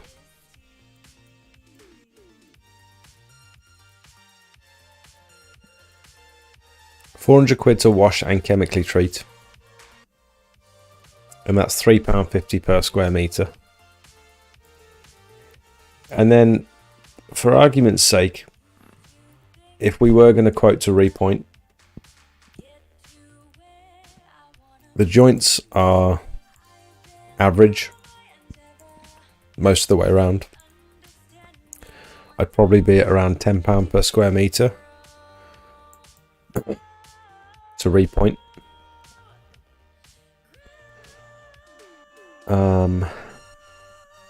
So if we do 1,150 minus £400 is 750 to Repoint.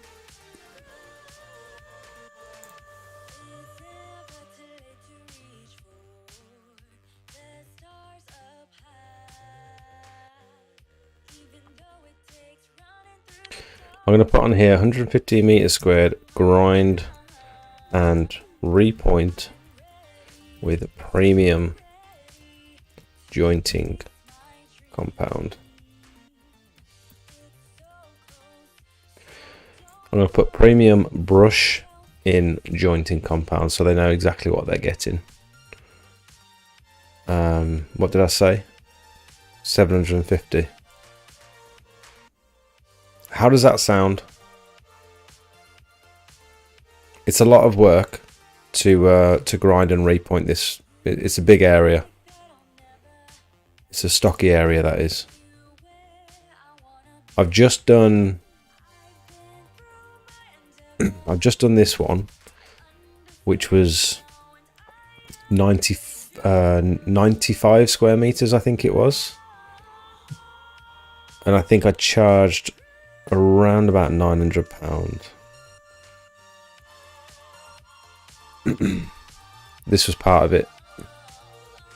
You can't see.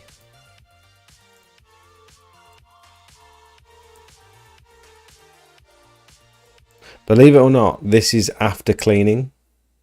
This is after pressure washing. And then this is after chemically treating and repointing. Isn't that beautiful?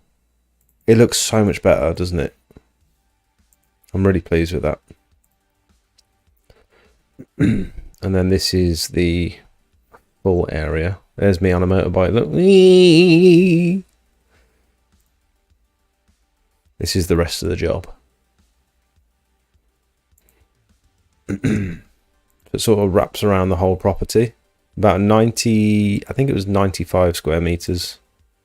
That one was after pressure washing, but not after chemically treating. And then this is after chemically treating and repointing.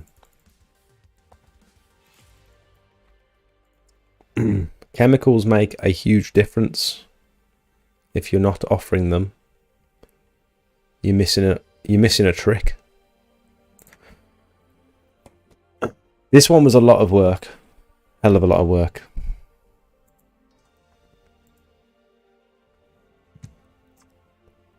Cheap, out-of-date beer, but it all tastes the same. We have a place in Huddersfield called Crate Escape. They sell good beer, all the good beer cheap. How long would that take to repoint? So this one, I reckon I'd be... Because the joints are soft, because it's had that jointing compound in it before, it's not going to be as difficult to grind compared to like sand and cement, like a mortar mix. And the grinding wheel isn't going to wear out as fast, so I won't keep having to change the grinding wheel. I reckon 2 of us would have that done in a day fairly easily. If it was me on my own, probably a day and a half, maybe. A miserable day and a half on my own, grinding all that out. Maybe less. I might be able to smash it out in a day if I'm feeling yeah, because if it's the soft stuff, it might not take me that long at all, but it's not something you want to rush. And you know, get your headphones on, get some knee pads, because it's not fun if you haven't got knee pads, which I've found out. And what I like to do, what I did on my last one, I used my generator instead of an extension lead, running an extension lead round. I used my generator and I found that quite easy. Although now my generator's covered in dust. So, and I'm using fuel instead of the customer's electric.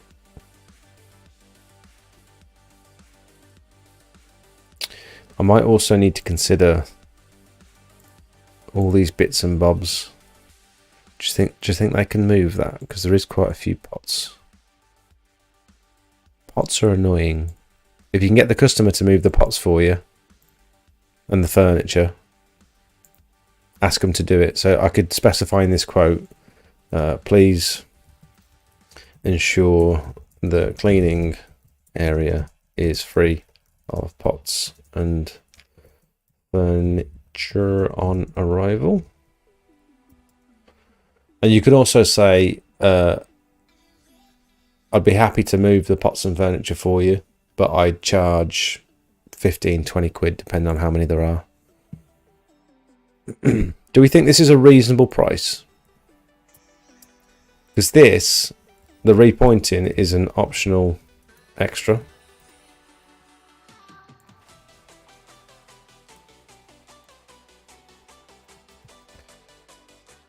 And we can say, if you get it all done, I'll give you a little smelty freebie on the skylight.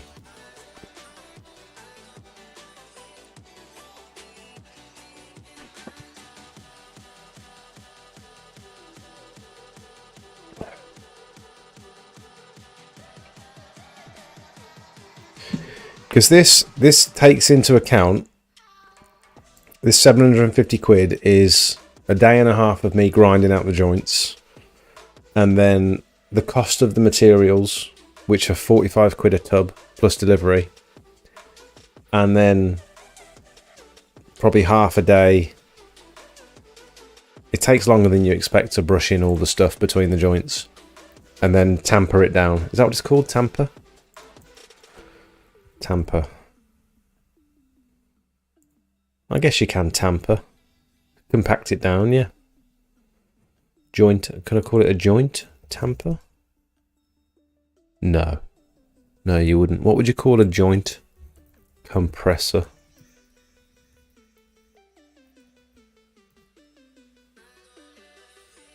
Brick. Brick. It's a pointing tool. Pointing tool. A jointer. It's called a jointer.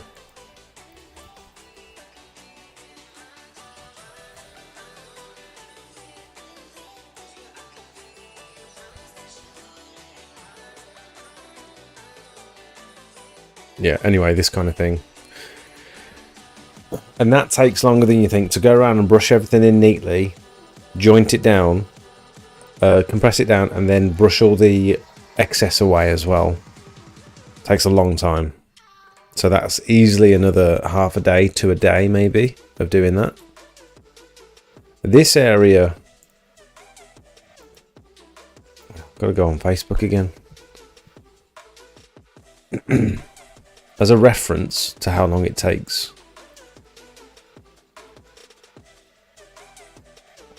Come on.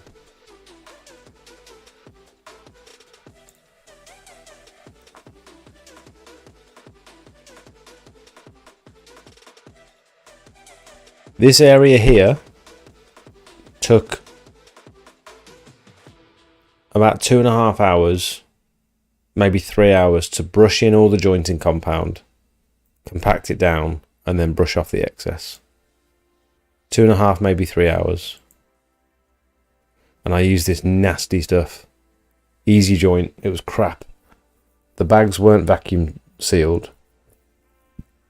And 2 of the boxes I opened were rock solid. And I had to stomp on them.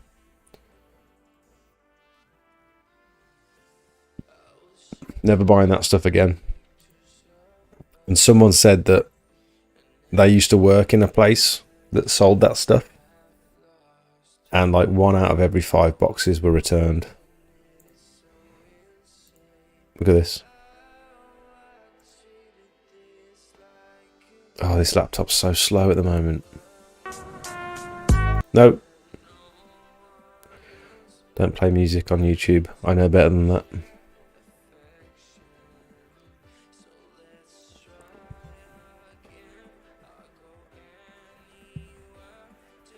What jointing compound are you using?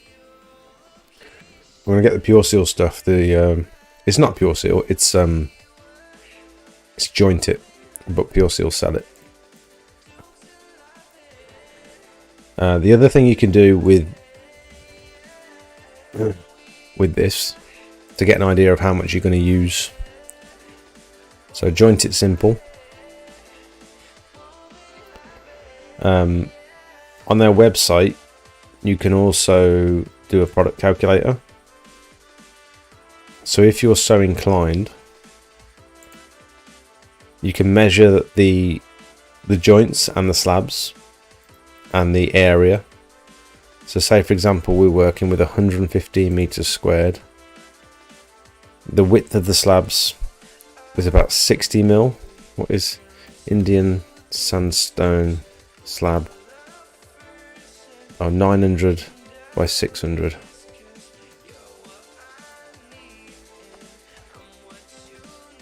And the joint width is about 20 mil.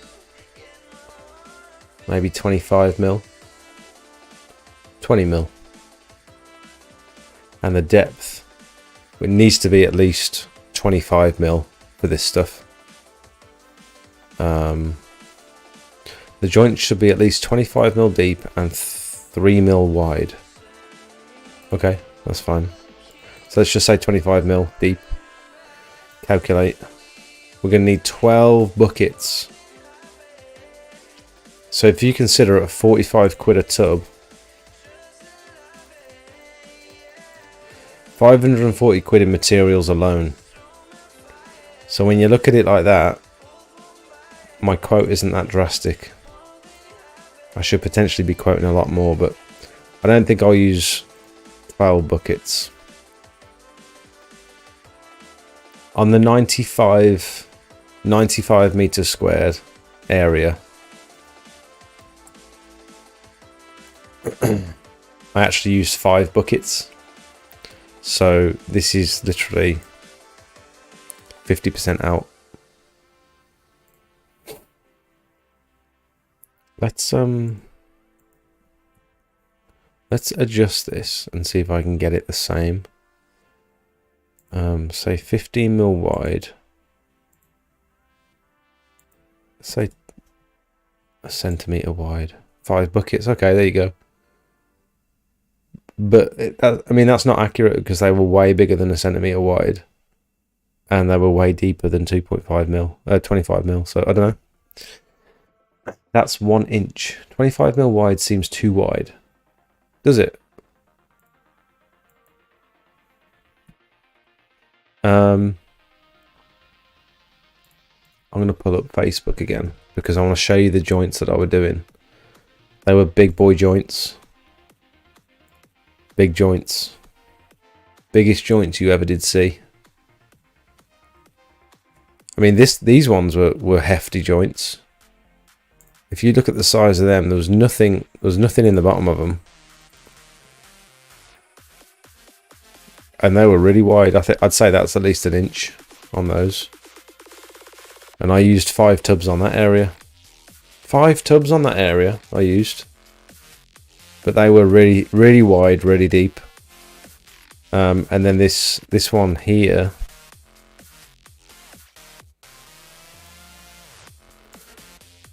I mean, most of it what's that, about 10, 15 mil wide. But then in places like this, down the bottom here, that's maybe 20 mil. And then in some places, like this one here, look at that. That's about an inch in it. They do look wide. Yeah. I don't know that. I mean, when you compare it to that one, that's probably whereabouts it should be. This is just a bit nutty to me, that is.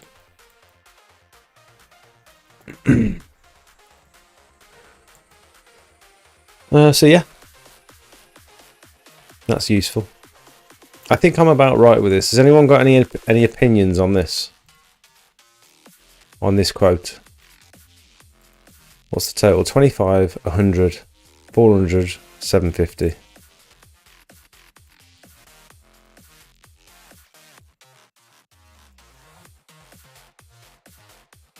$12,750.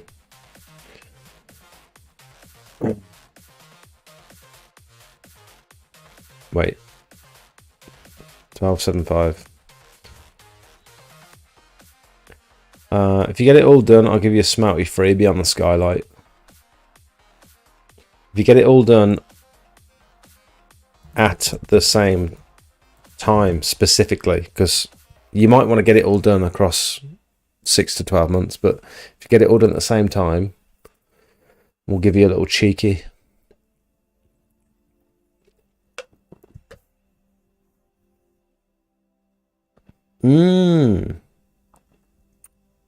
No, you're right there, Oliver. The 600 by 900 mil slabs that I've poked in there into the calculator are only these big ones, aren't they? They're not accounting for all these babies. So what do you do in that situation?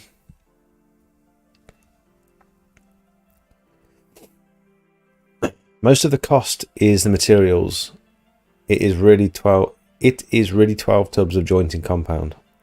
25 mil from the pure seal joint it. They said that on my course. If bigger, etc., they said use sand first, compact it, then use a joint it, save on product, otherwise you'll be using tons. I understand that logic. How are you... Imagine you've got a big, thick, wide, deep joint. You're brushing sand over the surface. See you, Lindsay. Thanks for watching. How are you going to control how much sand goes down into that joint just to fill up the bottom of the joint? Do you know what I'm saying? And then compact it with what? Are you going to stick your tool down in there and run it along? And you're doubling the work. You might be saving money on materials, but you're doubling the work for yourself. How are you going to only fill up those joints halfway? Do you know what I'm saying?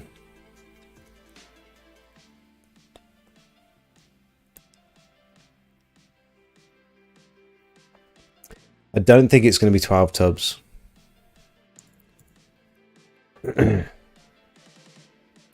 I'd say that area is going to be more like 8 or 9 tubs. I did a massive one in Wales. It was part of the boosted members image pack, and it was 250 square meters, and that one took 13 tubs.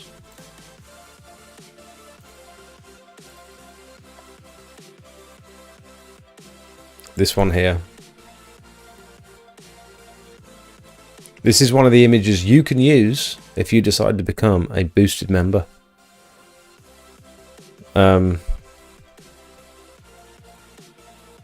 Not those ones. This one. So it's a huge wraparound patio. 250 square meters. 13 tubs on that one. I don't think you can go by 600 by 900 as all the slabs are different. Yeah. Yeah, Oliver said that, and I agree. What do you do in that situation, though? I wouldn't do it for that. I'd charge for the compound on top. Repointing is a thankless task which takes ages. That's not enough. What would you charge, Steve? £750 for labour is fine. Everything else extra. So £750 just for the labour plus materials. Let's see what that costs per square metre. I'm going to go in at a maximum of 10 tubs, which is 450 quid plus delivery. 10 tubs of jointing compound plus £750 in labour is 1200 quid, divided by the square meterage. That's £10.40 per square metre, which isn't far off, is it? Oh, that's actually not including the cleaning, though. Are you talking about £750 labour including cleaning, or just for the grinding and repointing? Because I'm splitting those up.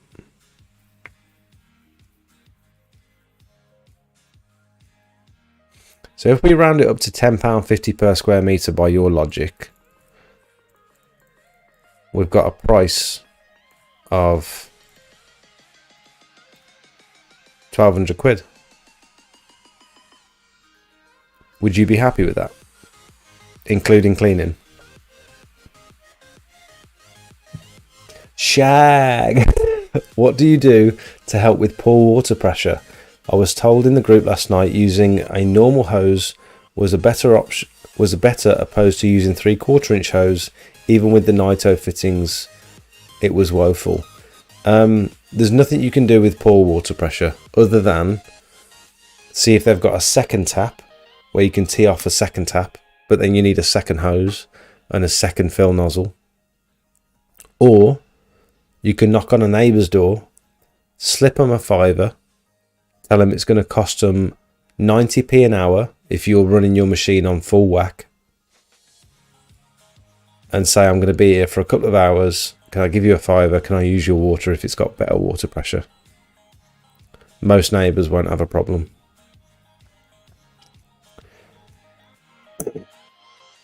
You can use a fire hose. Poor pressure is poor pressure.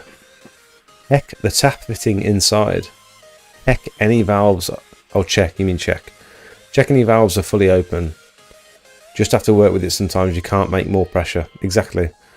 I did hear about a boost pump. Water pressure boost pump. I don't know if it's worth the thing. I don't know if it's... It pulls more water from the mains, but I don't know if it's worth it to set all that up and the cost of it and stuff for the odd job where it's just shit. I wouldn't even bother personally. I think I'd go off 10 tubs and maybe take off what you don't use.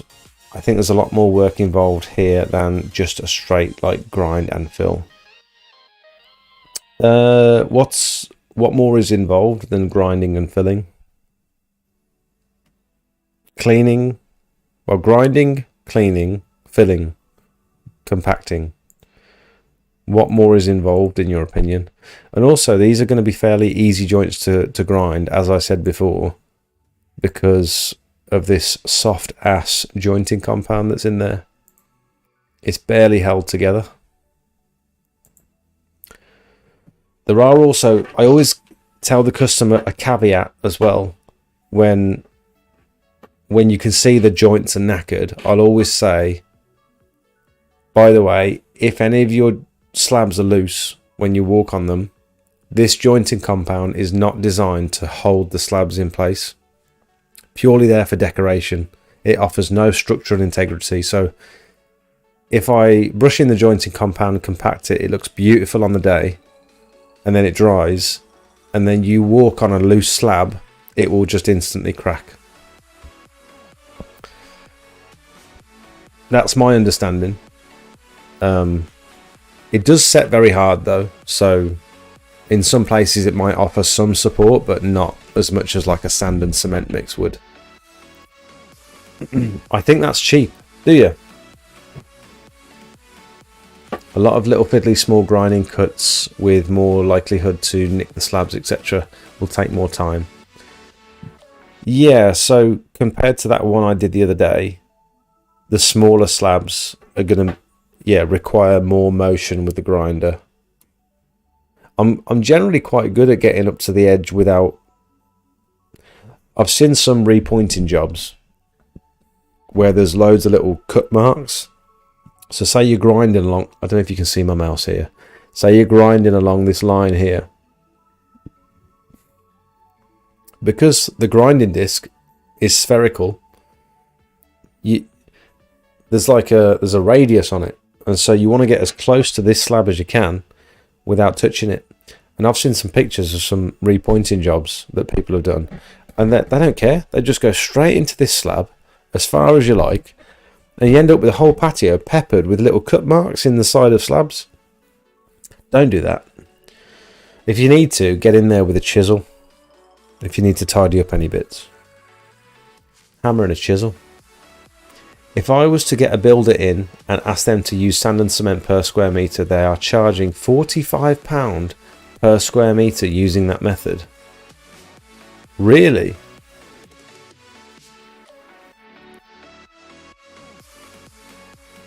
£45 for sand and cement to repoint. Wouldn't you sand and cement be cheaper to do a dry mix?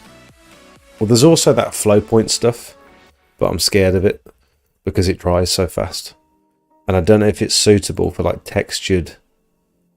I know it's great for things like, we watched a video last week about porcelain. Great for things like porcelain, but I don't know if it'd be good for like a grainy slab and a textured slab like Indian sandstone.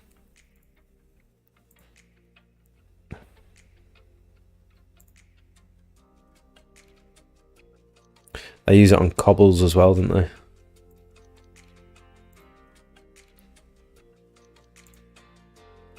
Yeah, I don't know about that.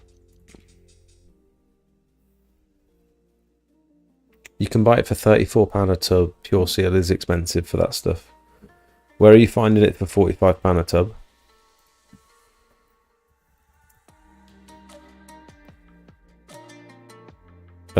Sorry, £34 a tub.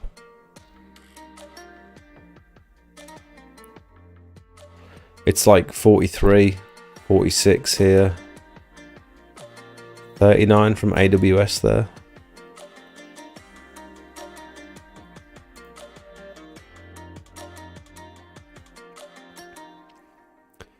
Keep coming across this jointing compound, but to me, I think it's a crappy product that keeps getting put onto people, which is expensive decoration, but it's not designed to be there for 3 years later. Yeah, I mean, it's designed to last like 3 to 5 years, isn't it? But if you're looking for a more permanent solution, you're probably going to be paying a lot more for like a skilled tradesman to do it. I'm not a skilled landscaper, but this is a service I can offer because it doesn't necessarily take skill, it takes time and labour.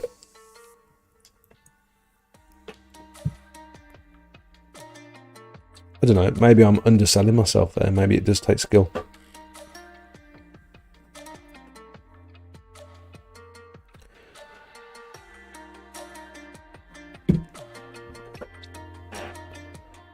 I'm getting pictures sent to me, hang on.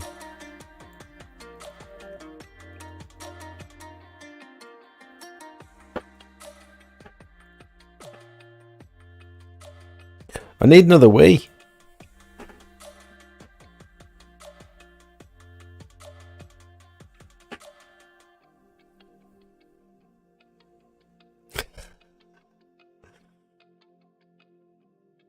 Oh, Luke, was it you?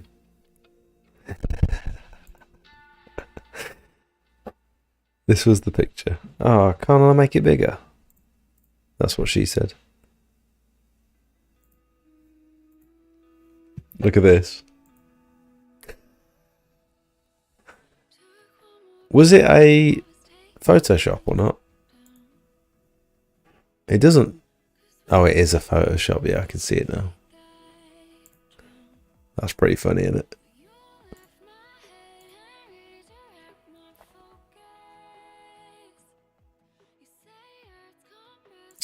Oh, that's the original. So it is actually still huge.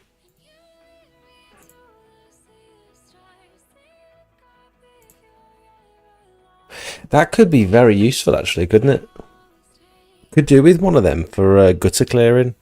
If the gutter poles went like that, because sometimes I have a run of gutter over the top of like a bay window, like a upper level bay window, and if the drive's on a slope or something, I had one the other week. I had to climb on top of the bay window, and I had to put my ladder in like a really weird position. It was safe, but it was just annoying. My point is the product is not cheap for what it offers. I agree. Yeah, I do agree, and I totally agree with your point as well. It's not the ideal product. It is just a decoration. And when it comes to landscaping, you want something that's going to last, really, don't you? I suppose you just want to make sure that you're buying good stuff and that you're applying it correctly, and then it's up to the customer then if they want to, you know, it's the customer's money. As long as you set their expectations, you tell them it's going to be 3 to 5 years.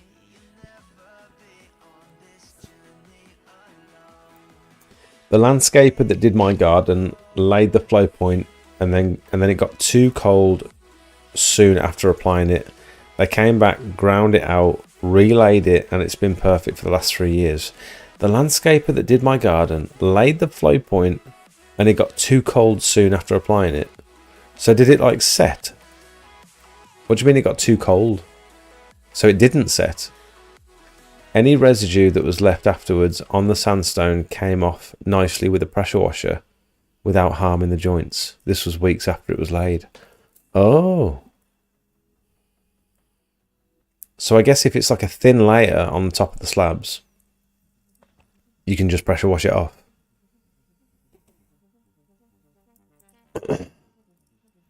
Wouldn't sand and cement be cheaper and do a dry mix? So like when you say a dry mix, literally just mix in a bucket, mix a bag of, well, with the correct ratios, sand and cement. Would you use kiln dried sand, or you wouldn't use builder's sand, would you? Like if you were laying a patio, you'd probably want to use kiln dried sand with cement. Brush it over the surface and then leave it, or like water it. Do you compact it afterwards? Because that could be potentially a better option. It'd be much cheaper materials wise, and it could be longer lasting potentially. I don't know. You briefly met Darren earlier today from PWS. I'm going to go for a wee. 2 seconds. I know. Second one of these.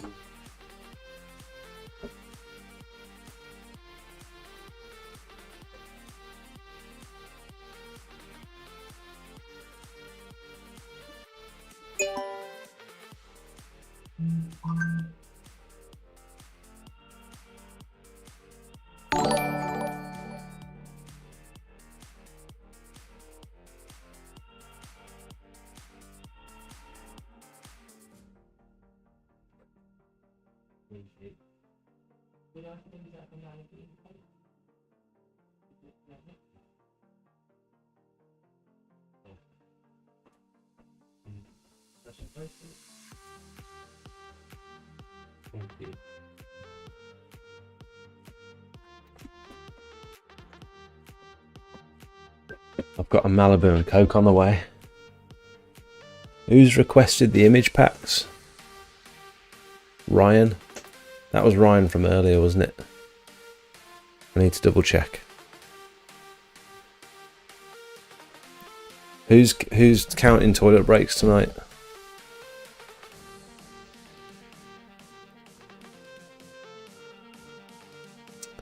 Yeah, that's Ryan.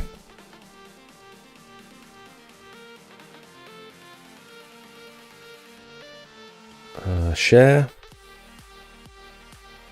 Tom has upgraded. Love the channel. Thanks, mate. Share. So I have to do this manually just in case some sneaky gets hold of a link from one of their friends. I have to check that they're actually members.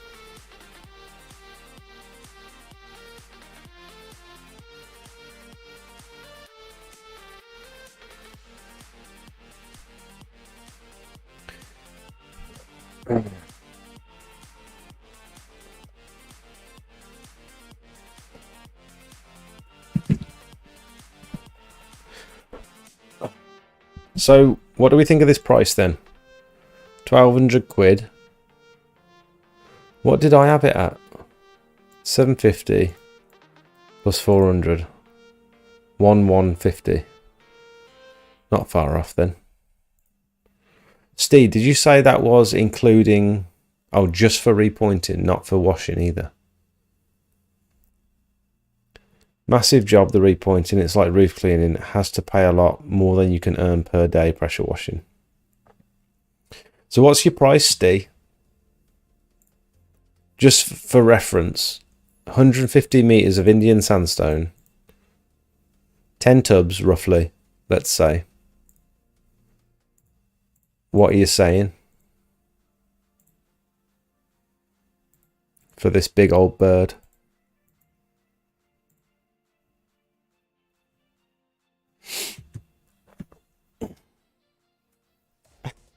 Luke, you're so funny.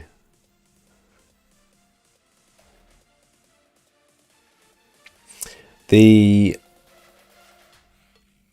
flow point became brittle and blew in loads of areas. I think they knew as they were laying it that it was too cold. It's annoying.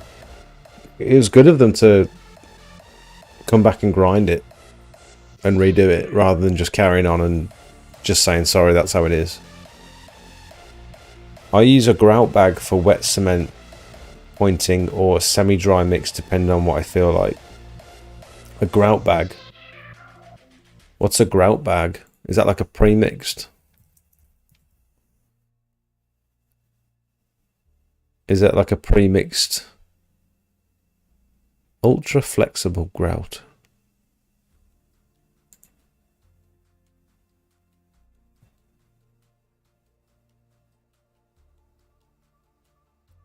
Do you mean like this?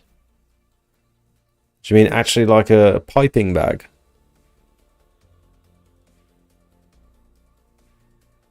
So you make a wet cement and then put it in like a piping bag and squirt it into the joints. I couldn't think of the word I wanted then. I knew it began with S. I was going to go with splooge, but I think that's something else. Pit your gobbo. Pit your gobbo in it. I also used a hammer drill with a spike fitted for removing old joints. Lot of mess. Hit your gabbo in it. What are you saying, Shane? What does that even mean? What is a gabbo? Gabbo. Hit your gabbo in it. This guy. I don't know what we're talking about anymore. Paving experts, paving traders, stone services, Yorkshire, sealants and tools. Put your gobbo. Still don't know what you're saying. On another note, hopefully ordering my Alpha A2 Ultimate Pack. Nice.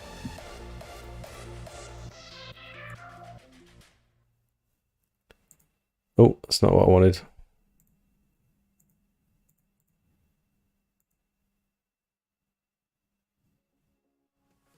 Alpha A2. Which one you gone with? Vanguard. Electric start. Vanguard 14 horsepower electric start. Nice, good choice. 21,200. Ultimate pack.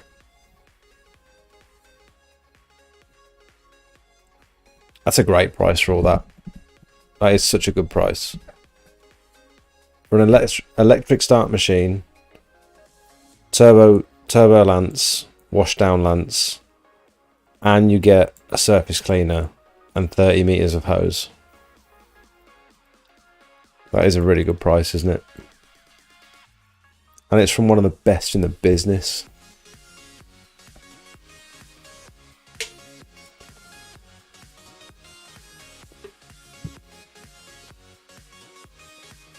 Cement mix.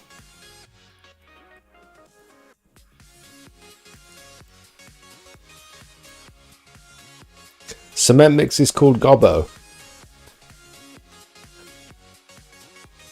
You're acting like I should know this, like I'm a tradie boy, like I'm a builder. I don't know this. I'm not seeing it for anything less than 40 quid. Where are you finding it? Paving Slabs UK. You said that, didn't you?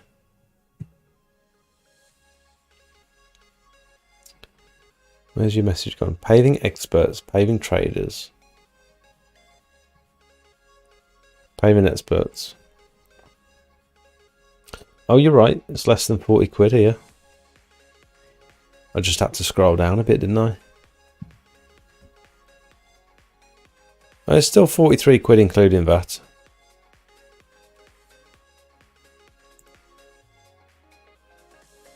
Paving traders.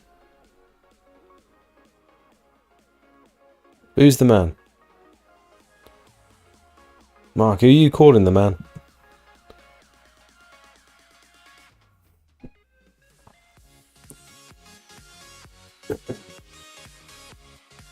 Excluding VAT. Yeah, I think it's about the same, mate. Hi, my name is Gary from Jointed Paving Mortar, and today I Oh, he's am going to Irish. show you how easy it is to grout your patio using Jointed. He's very Irish. Jointed comes in 3 natural colours.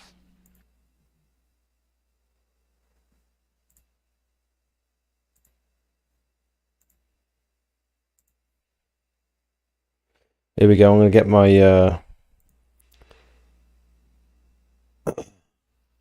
You're the man, you should know this. Okay, fair enough. I'm going to get my whole channel demonetized. Kicked from the YouTube partner program again for watching a YouTube video live on stream. I hope it's worth it, everyone. I hope it's bloody worth it. And dark grey. It's available in 12.5 kgs and 20 kg buckets. Today's demonstration, we're pointing sandstone using the neutral Jointed. We've all our joints cleaned out to a minimum of 25mm deep. The easy to follow steps are very clearly laid out on the back of the bucket. First step is to pre-wet the paving. I love his accent. We open the bucket of Jointed, Vacuum sealed. which is pre-mixed in a vacuum pack bag.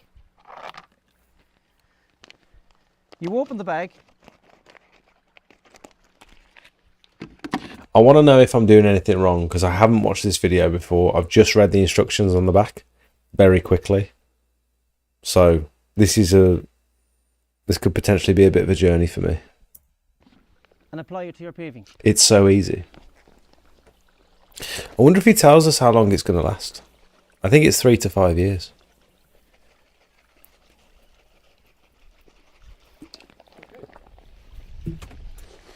I also want to see how wet he gets it because you come in at a weird time then. Yeah, I did, didn't I? Thank you. Thank you so much. You made yourself one. Nope. Because I'm a good girl. Do you want to watch this video with me? I want to see how Westy gets it. Come on, have a look. On some instructions on the easy joint stuff, it literally said in the instructions, the wetter the better. I'm now going to use a squeegee. He's got a Spread Jointed squeegee. all over the paving. So he's going in dry. He's wet the paving beforehand. I hose down at this point when it's all on the patio like that. I hose it down now to get it into more of like a slurry. But McSlurry. a McSlurry. Squeegee. And he's using a Well jointed. squeegee. That'd be good. I might have to get a squeegee, but this is also quite smooth. This centre bit is very smooth, almost honed, but then the outer ones look a bit more textured. All over the paving. Yeah, these ones in the middle look honed. No, they don't. No, they don't. So he's going in dry there.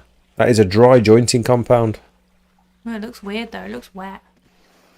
It's got like, I think it's got rapeseed oil in it, and so it falls. It's like a, you know that weird sand that Luca has sometimes, the kinetic sand. Yeah. It almost feels like that because Now it just. the jointed is spread over all of the paving.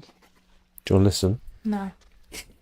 We're now going to use water to compact it into the joints. He's compacting it with water. We now use a fine brush to give jointed its final sweep off. Oh, Now that jointed is all swept in, the patio is completely finished. what? For more information, What? visit our website. He's not compacting it. He's not using the little jobby. The Little pointer. tool. Yeah. Not the dog. Isn't it? Jointer? He's not using one of these. So what I do is brush it into the joints, compact it with one of these, and then brush it again. All in 30 seconds, yeah, I know. So, how do you know the joints are full? Is he just relying on that second wet? Use it today, very easy, does what it says on the box. So he's leaving like a flat finish there. That's a flat finish. That's the flattest finish I've ever seen. You've been eating chocolate. I haven't eaten chocky. I wouldn't lie to you. Speaking of chocky, There's probably the other day. I am getting hungry. Yeah. Never go in dry, boys. I'm going to make a membership tier in the Discord for Luke to become a top shagger. Luke, what's your name in the Discord?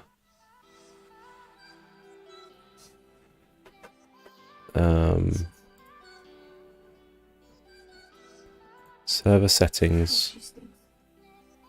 Gonna get roles. Create a new role. Top shagger. And he's gonna be pink. Have we got a pink? We've got pink for VIPs. We haven't got a green one yet.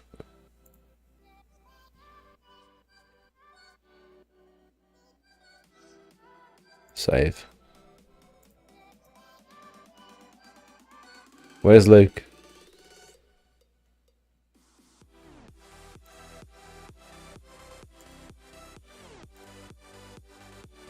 Oh, I think because I'm in streamer mode, it doesn't show me people's full names.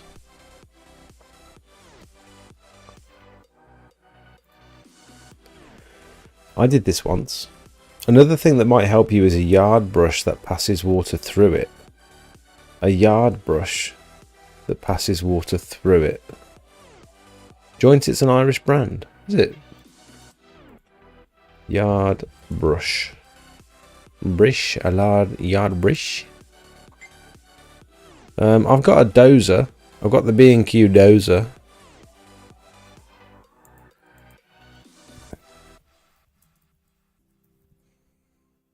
The orange one.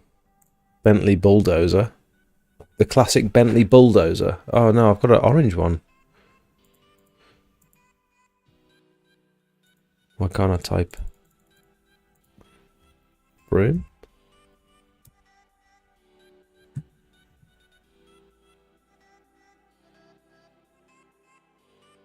Night up early on commercial window cleaning. See you at the expo. Nice.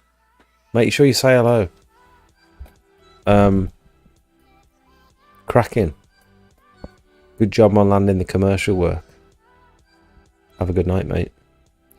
For one customer was sicker and found it a nightmare. Did you? You didn't enjoy it? These used to be orange. Where are the orange ones gone? Doesn't that say Silka? Yeah, it's actually called Sicker. Yeah.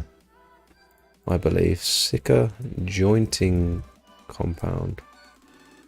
Yeah, Sicker fast fix. Where's the orange dozer broom gone from B&Q? There's the brand. I've been holding out for one. I'll show you something. Yeah. Make it quick. Needs a home. Is it a Great Dane? They need a Great Dane. Aww. She's with Jess at the moment. Should we do it? No. But how cute is she? So Coda would love another dog. Would she? She'd try and kill it first, Yeah. but if we got her used to it at a distance. They say no younger kids because they're gonna grow. She's gonna grow up to be big. But I suppose if we got one, I don't know. How cute is she though? She's very cute. Right, what is it? What else is on my list for today? Has anyone got any random questions they'd like to ask? Well, we've got a bit of downtime. Random question time. New segment of the stream. What do you think, so? Oh, Kip's had a shit. Yeah, good.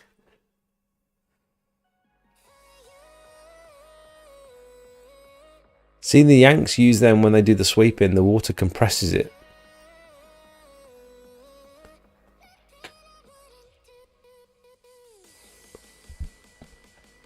Use what?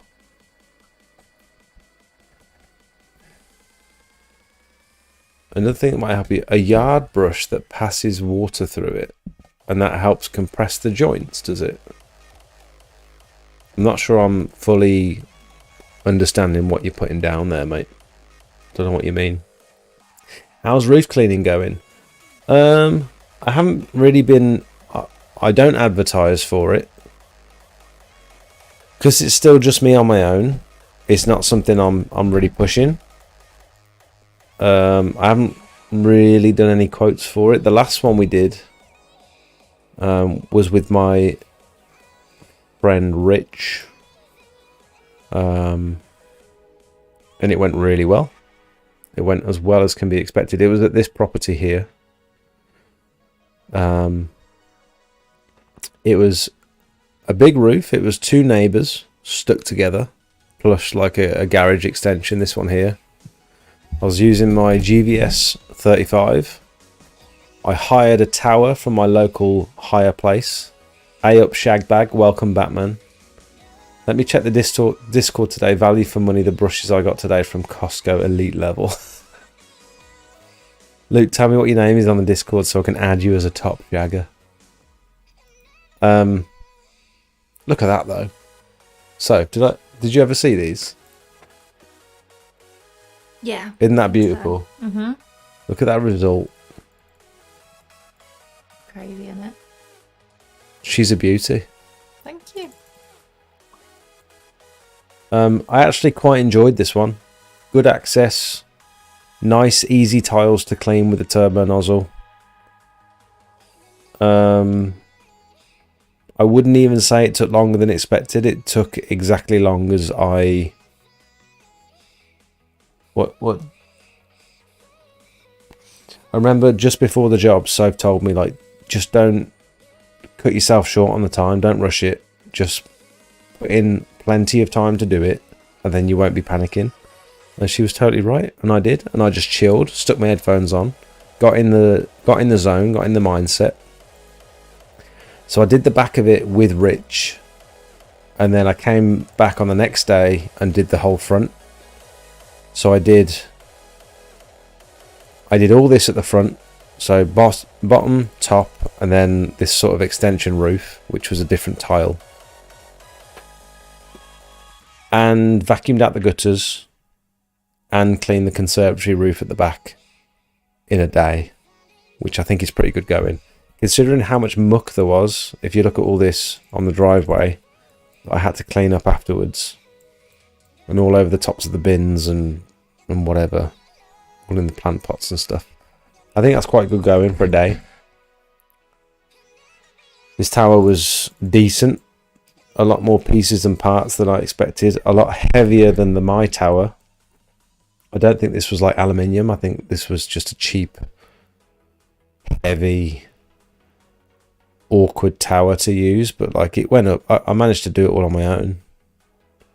So that was cool. And at least I know the process now. I can go to my local hire place, hire a tower whenever I need to. I can actually fit it in my big boy van now. Because I'm a big boy and I've got a big van. And your reel has got 195,000 plays. Which one? Today I returned to God, my voice is horrible. Tell me about it. 195,000 people have watched this.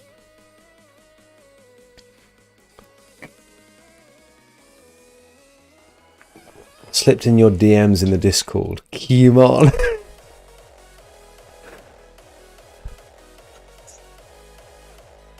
Are you in the Discord? There you are, look. Top shagger.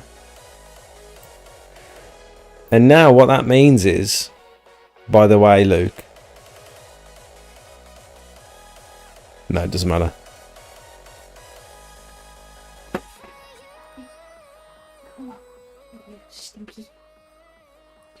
Oh, this is 12.5 kilograms. That's why it's cheaper. Darn it. Can you smell cat poo? She's horrible. Every time she has a shit in that litter box, it stinks the whole top floor of the house out. Absolutely filthy you are, Kippy. Really? Yeah, this cat is like... Really, cat. You're a stinker. This cat is about 22 years old. We're waiting for her to die. No. So we can get rid of the litter tray out the bathroom. Don't hold her like that. Why? She's a pensioner. You can't hold her like that. Yeah. She's retired. She's totally deaf. I was on the toilet earlier and she was eating her food and I was going. And you know, normally a cat's ears will twitch when they hear a sound behind them. I was like 2 feet away from her and she heard nothing. She's totally deaf. Poor girl. What's her tail? I nearly squished it. With what? My head? No, with the chair. Oh. She's doing this. She's loving the attention. We don't normally really bother, do we? She sleeps next to my head every night. She's coming. And I don't have a choice. Occasionally I'll push her off if I need a bit of space. If I'm feeling a bit claustrophobic, I'll just nudge her onto the floor. You shouldn't be in here because Luca's allergic to you. And then I wake up with her next to my head, so she always comes back. I can push her off 3 times in one night and she'll always come back. Mm-hmm. She doesn't get the message. She climbs over my head to get to your side.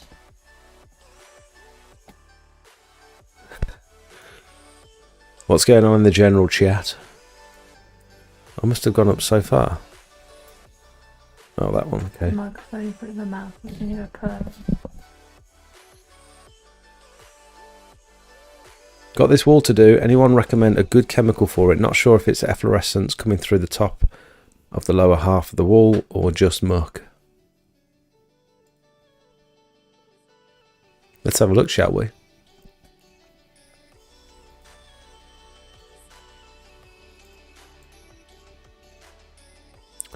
That looks like it's not been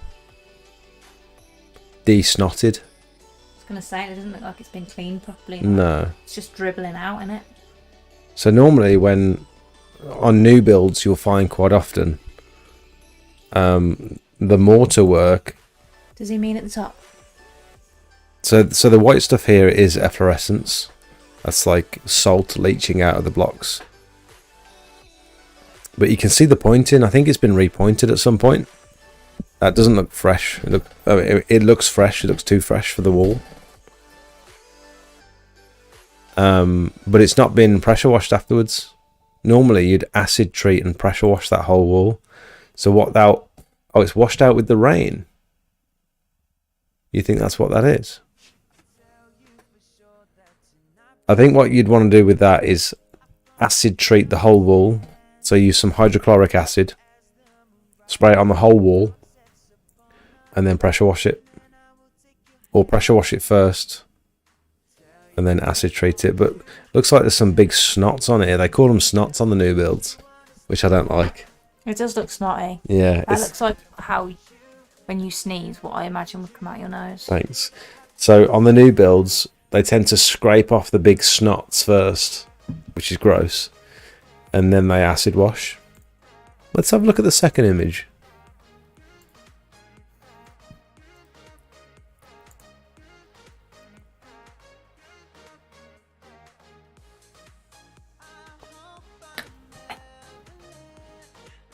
Had some jointed left over, but didn't store it with 2 inches of water. Yeah. No. Oh, God. Don't sit there. Don't drink my Malibu either. Cheeky.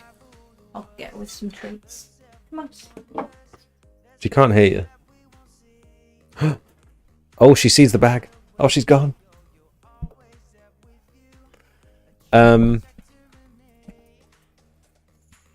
Yeah, so when you've used that jointing compound, if you want to leave some with the customer, if you've got half a tub left, fill it up with water and submerge it all in water, and then it's good for like a month. You can still use it for like a month afterwards. Yeah, that pointing looks awful.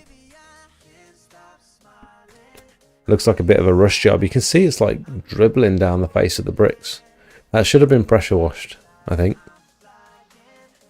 Looks like they've used a different mix for the lower half of the wall and didn't clean up properly before they pointed the top half. Doesn't seem to have the same running from top half of pointing.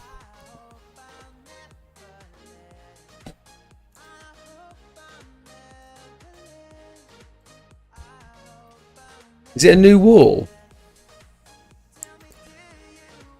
It's a new wall, isn't it? I mean, the builders should have done that. They shouldn't be paying... Who's this in the Discord? They shouldn't be paying Aiden to come and do this.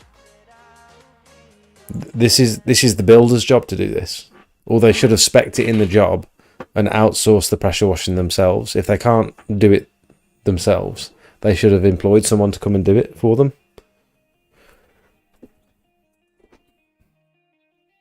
The customer shouldn't be paying for this.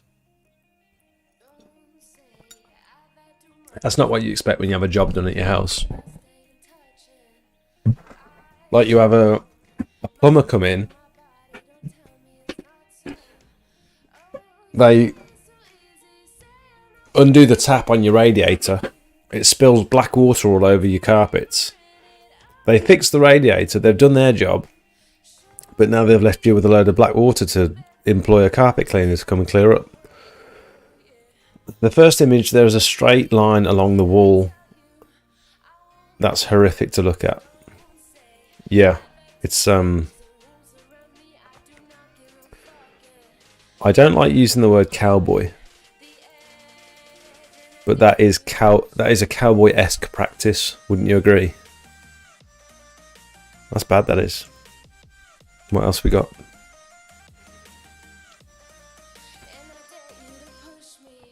Running it plugged in. We found out it was the fuse.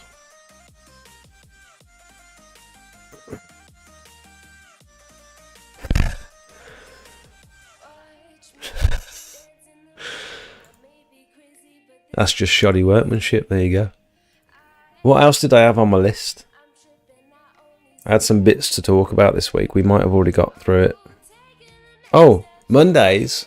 I'm now using Mondays in my calendar. I'm not scheduling any work for Mondays anymore because I'm finding... Is that a big gap at the bottom of the wall?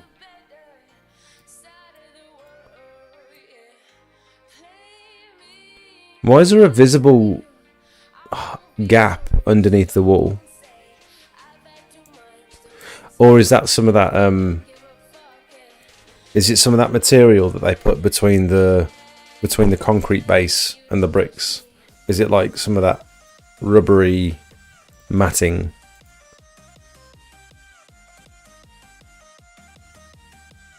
Is it, or is it just a hole? Is this a new wall or has it been repointed? A watercourse material. That's what I wanted. Would you offer leaf scoops on jobs or other upsells. Leaf scoops. Like leaf blowing. Yeah, you could offer leaf blowing. Yeah, sure. It would be around about spring, wouldn't it? Or autumn? Is it autumn or spring where the leaves fall? I need a wee. I'm sorry. Random question time. Has anyone got anything that's been bugging them or playing on their mind about pressure washing, equipment, chemicals, whatever? I'll do my best to answer it for you. Stick it in the chat now while I go for a wee. Third one of the evening. May I remind you?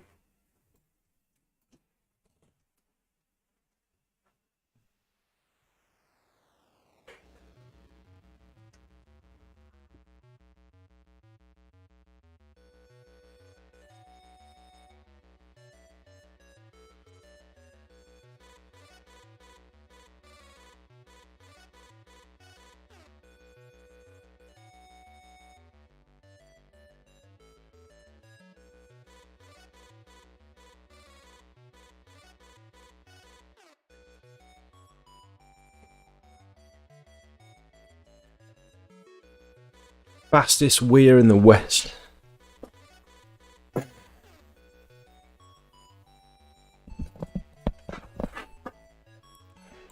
Right then. Yeah, Mondays are now my admin and quoting days. So any quotes that I've got to do, I didn't put any time aside to do quotes. I just sort of try and fit them in here and there. And so when the customer asks me, when can you come round and have a look? It would be like, oh God, I don't know. I could potentially fit you in on this day after this job or early morning before I go to this job. But now I'm just going to do Mondays. And also it gives me a bit of time in the morning if I've got any video editing left to do. And then catching up on things like emails and stuff. I get some random emails from different people. Like I'm emailing at the moment Mosier, spelt it wrong. That's a good start, isn't it? Seeing if they want to do some sort of deal with the videos, because this is something that I think my audience would benefit massively from, and I would like, this is something I'd use if I weren't tight. How useful would this be in our industry? I think it'd be, oh no, I'm not going to use it. I'm not going to use the phrase game changer, because I hate it.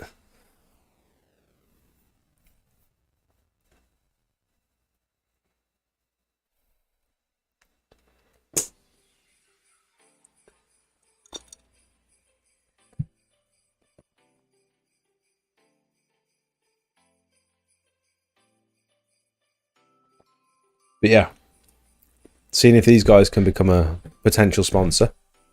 And also, Orchard Clothing have got a new website which shows all their workwear on it.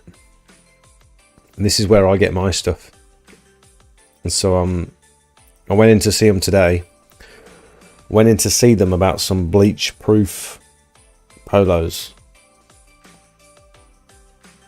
which is going to be huge for me because my tops, I'll show you. Actually, let's have a look on Instagram for a change.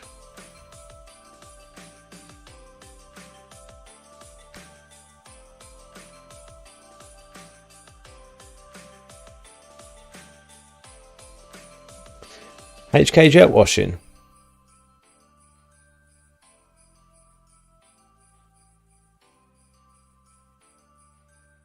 Oh, that's a nice angle. Is that stuck to his surface cleaner? That was a good angle, that was. Always using his gardener backpack to apply the chemicals. Did anyone do that before they started watching my videos? I feel like I was a bit of a trendsetter using the gardener backpack for that. And water-fed pole with a brush on the end. I never saw anyone do it until I started doing it. Or is that just my ego talking? That's a great result. Oh, I should give it a like. Oh, damn it. Like.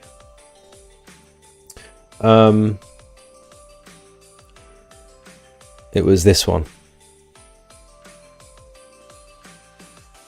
He's Brummy. He is Brummy.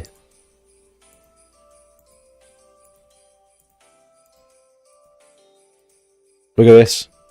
That's what all my tops look like now.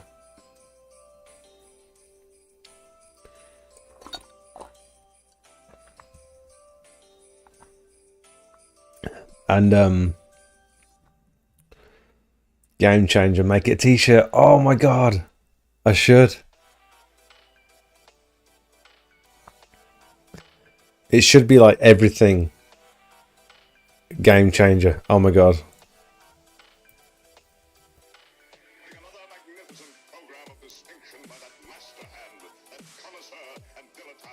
Yes.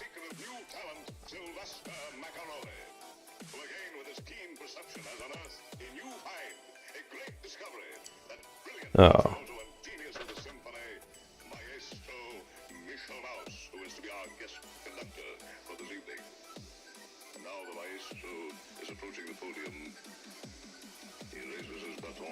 Anything.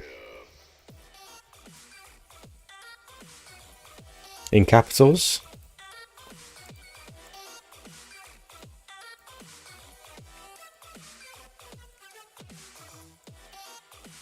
Could do it in orange.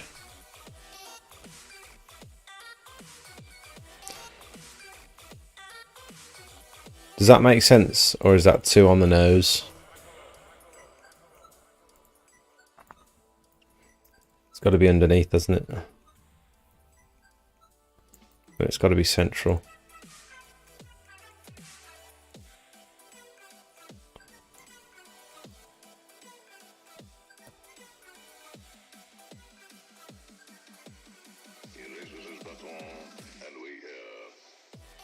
Maybe that smaller. And that bigger.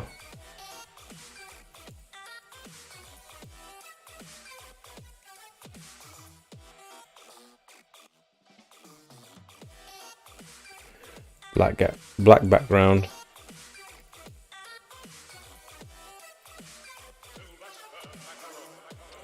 The top text white.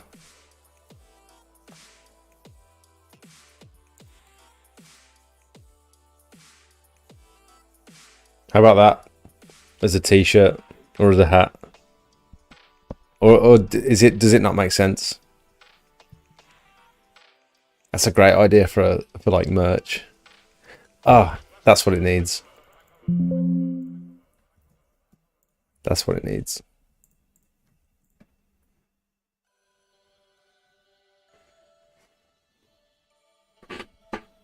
Fully copied your idea with the backpack, multi-purpose use with the... I can't read what that says. Pole makes such a difference. Yep, 100%. Those who know, know. Yeah, that's true. Met HK a couple of weeks ago at PWS. He's a nice guy. Yeah, I spoke to him a bunch of times. We were supposed to do some work together, but we just never made it happen. Mosher could do with one of them. Mosher could do with one of them. Pulling that out your pocket at a customer just shows the level of detail you will receive, in my opinion. Yeah, totally agree.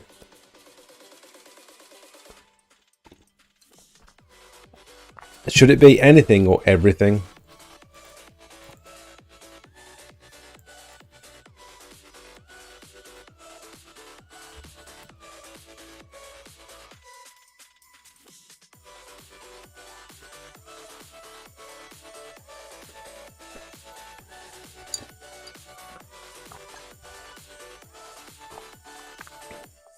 Or should it be like that meme, that no one meme?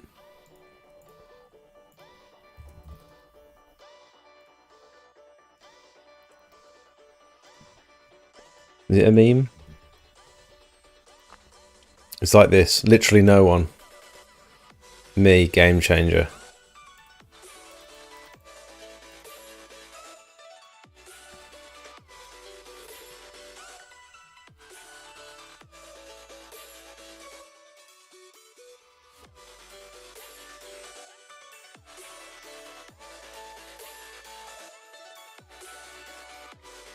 Am I spending too much time on this?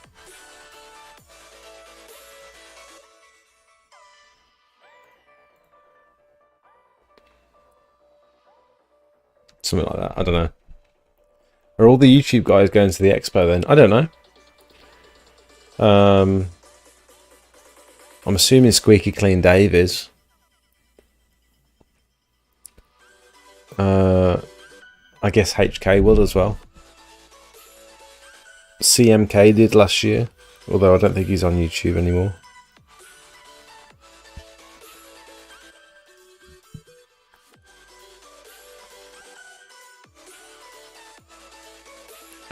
Nobody. It should be everyone.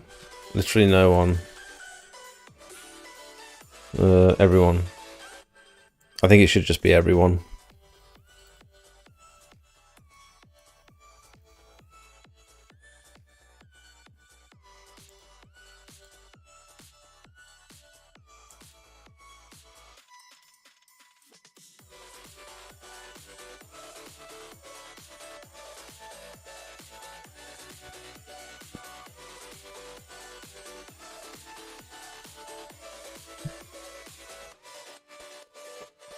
Or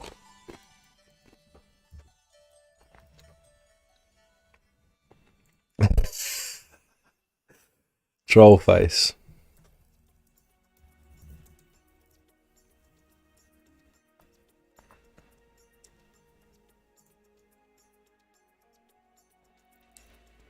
I need the PNG. That's not transparent. Don't lie to me. That one.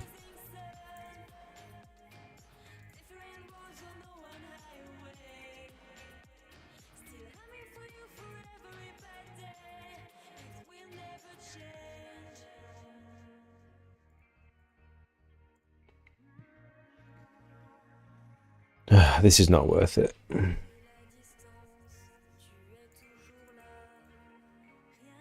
Probably not going to be able to even import it.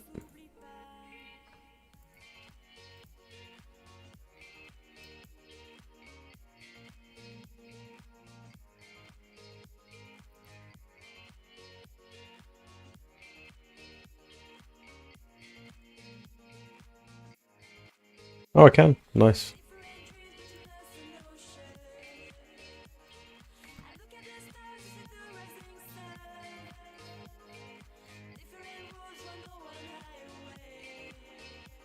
This actually could be good.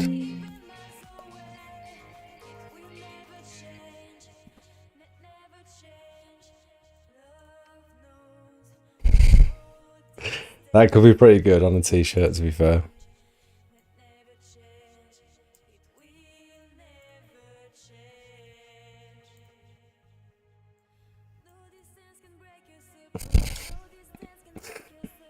I like that. What's Gaizo? For screenshotting pictures, it's easy. Yazo. I've never bleached anything. How's it happening? Yeah, X-Jet. Yeah, it's the X-Jet. Leave you looking like this.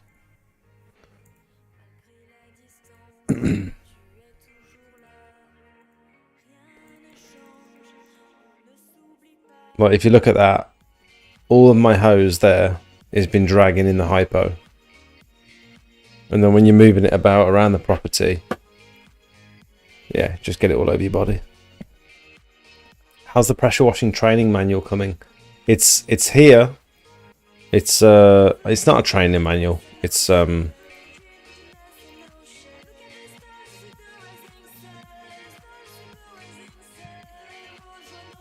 it's here.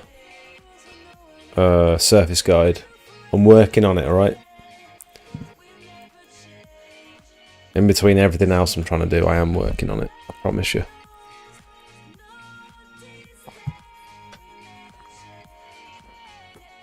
Oh my gosh, we've been going for 3.5 hours. It's 11 PM. Where is smelt cleaning in 5 years? Do you mean making sure you're not slacking? Tell me you're vlogging the expo. I am. Are you not going to be there, Luke? You're not interested? Where am I going to... What am I going to be cleaning in 5 years? I don't know if I'm going to be cleaning in 5 years.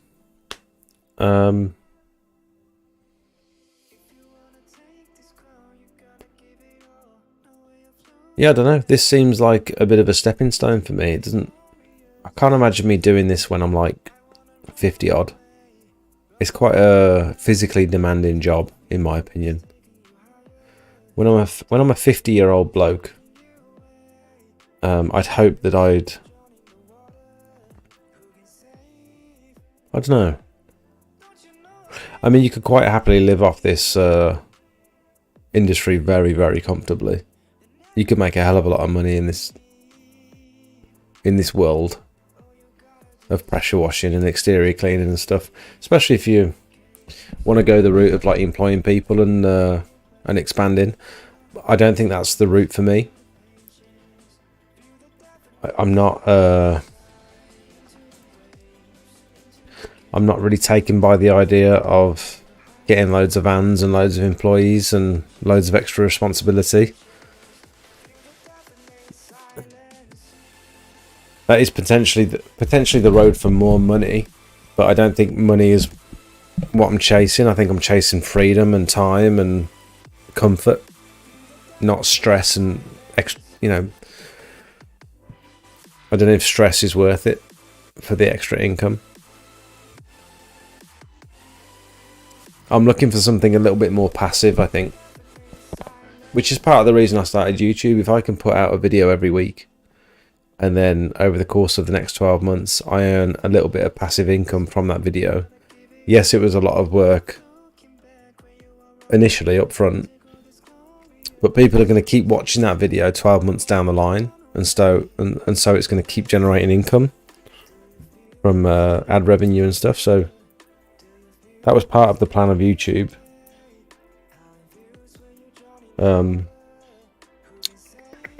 I don't know. Where am I going to be in 5 years? I don't know. I haven't got a 5-year plan. I haven't got a 1-year plan. I don't know what I'm going to be doing in 12 months. I'm in a position now where I do want to employ someone, just one person to help. And I had a young lad come out and help me the other day. One of my friend's little brothers. Where did I post that?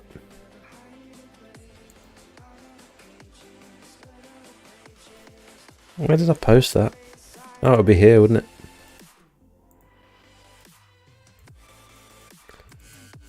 No. What the heck? I don't know. Smelt brand pressure washer or tie-dye clothing. Smelt branded turbo nozzle. I saw a question earlier about a turbo nozzle. I think I missed it.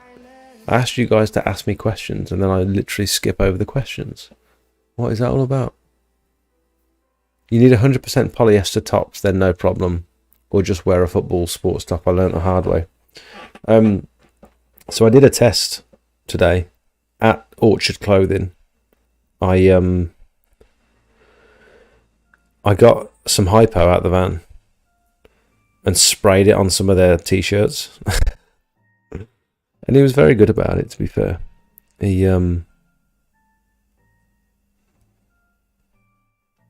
I said, like, I've got bleach in the van. He said, like, I can't guarantee that it's going to be 100% bleach proof. And I said, well, can we test it? He was like, yeah, sure. Let's go and have a play in the car park. I was like, sweet. So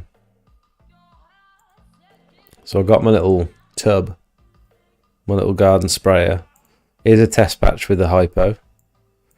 Here's the hypo on a white top. I wouldn't be getting white. I said, do you think the black would be any different? You've got more chance of staying in the black. It did nothing to the white, and then we tested a black one afterwards. And it did nothing to that either. You can see I covered the whole corner of it here. Nothing. And it was strong. That was like a 50-50 mix with water. So that was super strong hypo. And it looked great. And it looked great after an hour. He sent me an email after an hour saying it still looks good. No staying in. And he's going to price me up a bunch of tops.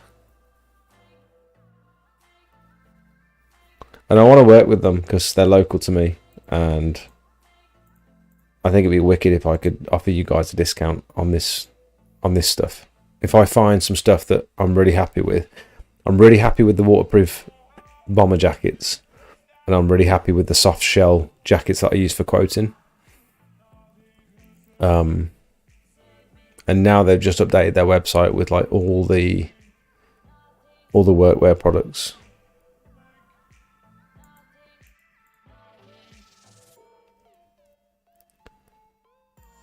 Polos. Workwear.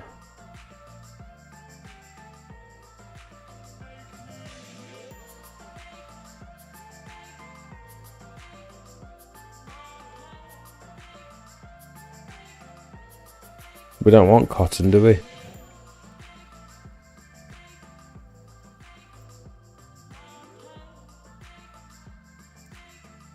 I wonder if I've got my soft shell on here.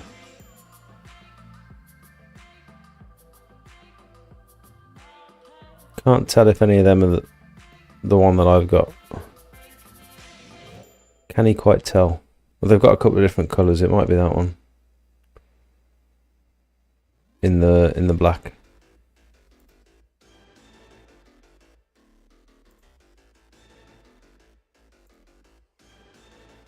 No, it's not that one. Oh well.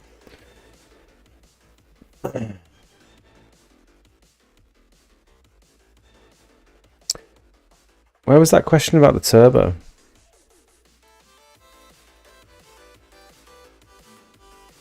Something about stopping the vibration from the turbo.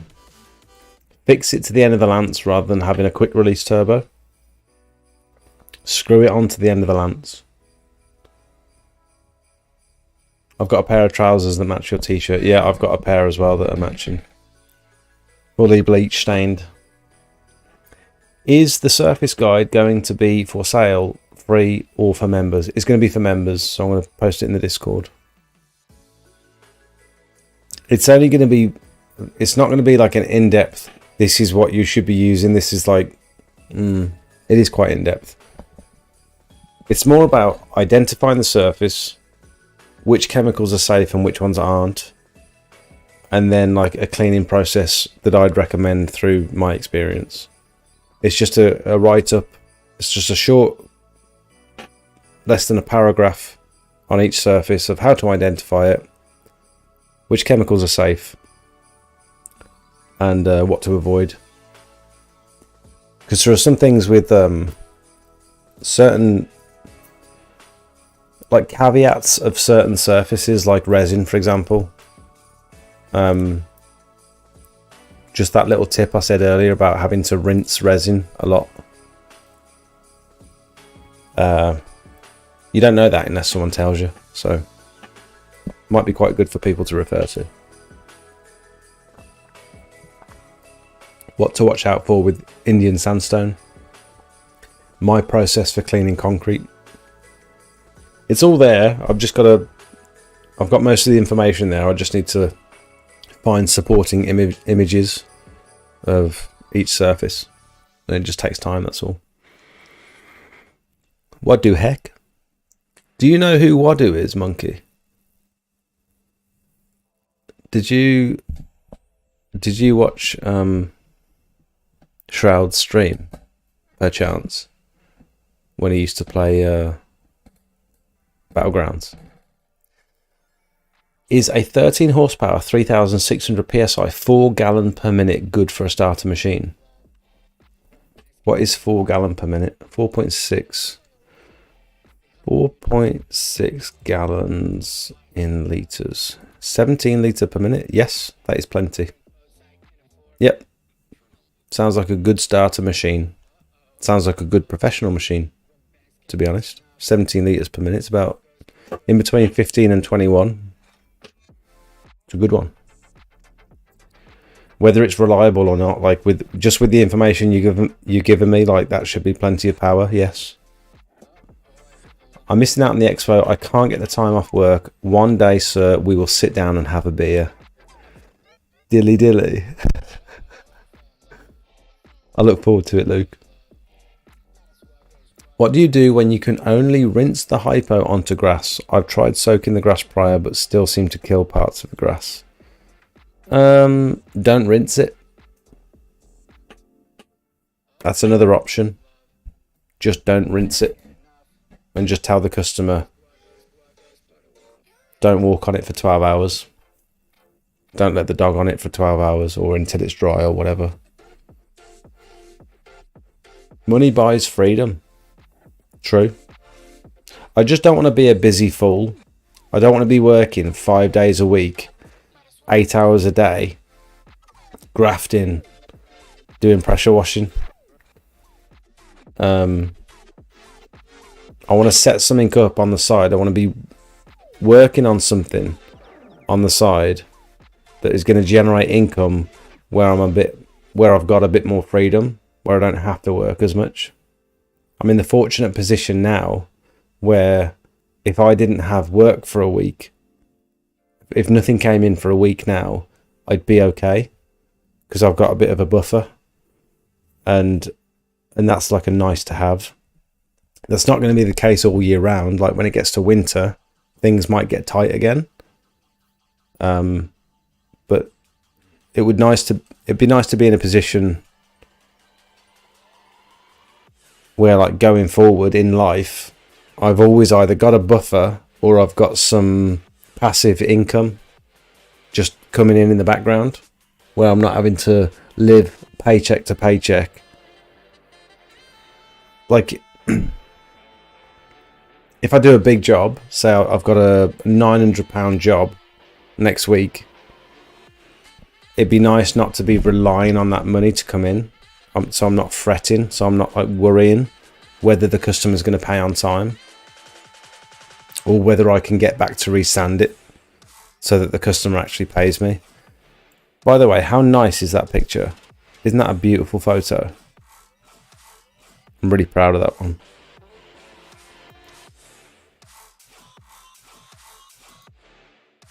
Oh, look at that.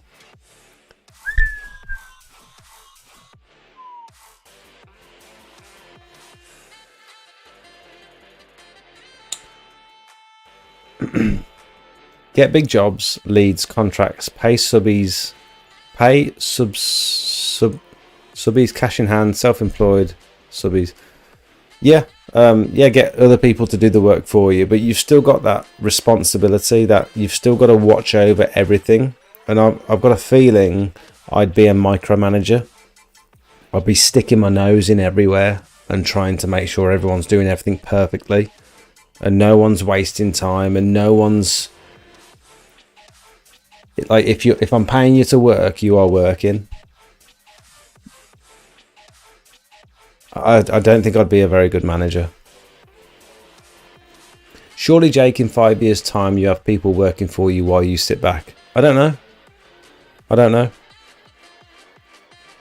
The idea of creating a product, putting it out there and earning income from it, some sort of software or some sort of app or that appeals more to me than employing people. I don't know. I don't know where I want to be. Does the guide have a colouring in section? I can put a little crossword or something in there if that's what you want. Do site visits, run the jobs, far less hands-on, easy life. Is it an easy life? Is stress and responsibility an easy life? I don't know if it is. Maybe if you're that way inclined in your head, where you can deal with organisation and, organisation. If you can organise a group of people and you're very on top of equipment and servicing and all that sort of stuff, you'd be a great manager. I'm a worrier and I overthink things a hell of a lot. And so to have people working underneath me, for me to not be literally on their backs 24/7 would be, I think, would be quite difficult for me. I'd make a terrible manager, I think. I'd buy a soft shell. I wear gym tops. I have branded blue high vis, no issues, looks professional and stands out. Gym tops.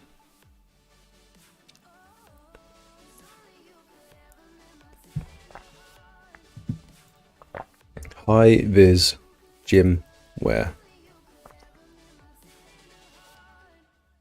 This sort of thing.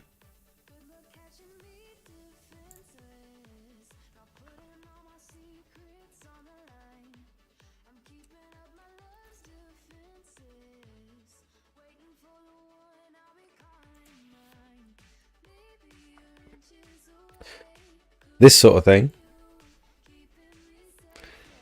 This is what you wear, isn't it? Steve.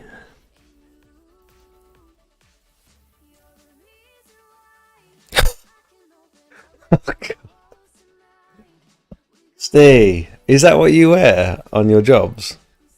That's crazy. I don't think I could get away with that, mate. I haven't got the body for that just yet.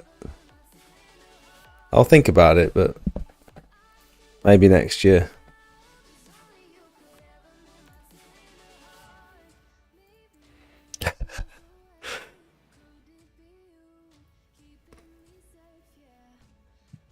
I'm scared.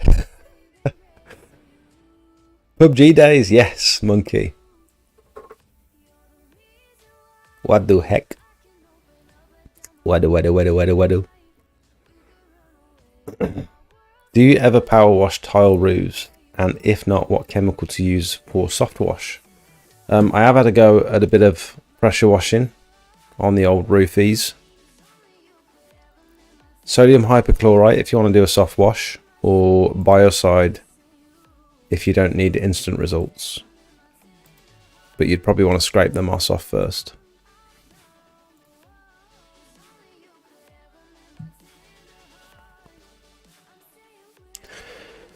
You should consider Lightroom for photos. Do you have to pay for it? Because if you remember, I am tight. And I use Critter because it's free.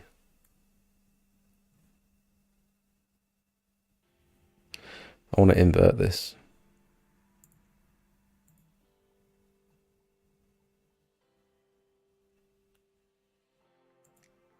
Yeah.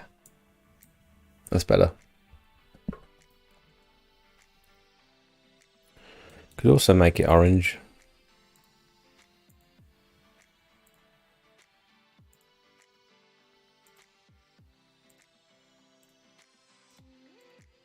Oh.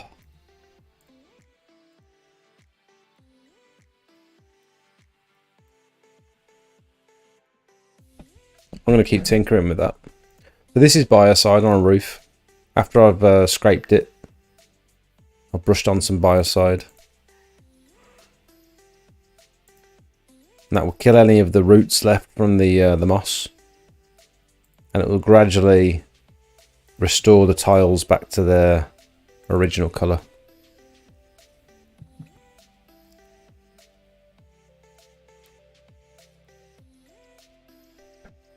I think you have a crazy delay. No, I've just there's been quite a few comments, and I try and catch every single comment, and so there's quite a few before I get to the bottom. If you see what I mean, there shouldn't be much of a delay tonight. I've got low latency on the stream. But what do you shoot in RAW with your photos? What camera are you using? But do you shoot in RAW with your photos? No, I'm not using RAW. Most of the time I'm using my phone, and Google applies its own filters anyway. If I was using my DSLR, I probably still wouldn't be shooting in RAW. I'd be using whatever the Canon presets are. Is the guide going to be for sale? No, I'll just post it in the Discord, and then the members can use it. Get the Smelts quoting tool converted into an app and charge for it. It would be worldwide. Well, there's already an iPhone app for not soft wash.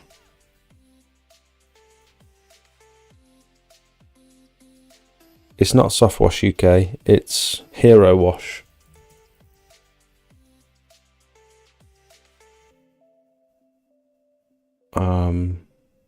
Hero Soft Wash.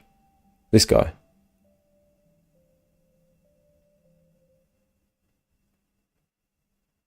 This website's a bit weird, isn't it? He's got a shop. Training. Fittings and hoses. He's got an app. But I think it's only on iPhone. This website's a bit all over the place, isn't it? 0121, he's in Birmingham.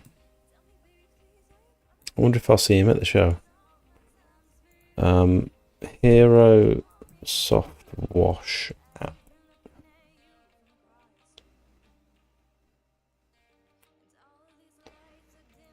Pricing calculator, free app. Here we go.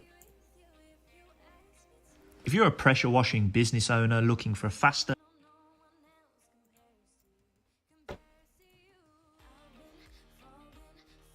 and simpler way to estimate all of your pressure washing jobs, this app is for you. Try for free today, only available on the App Store. Definitely from Birmingham. Faster and simpler way. Tarmac 16 5 resin 3. So are these like preset? So this would be the one to get if you're on iPhone. You'd probably want this app. I have been drafting an app and thinking about converting my pricing tool and doing it properly, but I don't just want to create something that's already out there. I've got a very specific idea of what I want to do, and I think it's very good. I think it's a great idea. Oh god, that sounds so egotistical. That's not what I meant. The idea is very much suited to our industry. I just don't know if there's something already out there that people could be using. So I don't just want to reinvent the wheel for no reason, because it's a lot of time and effort creating an app.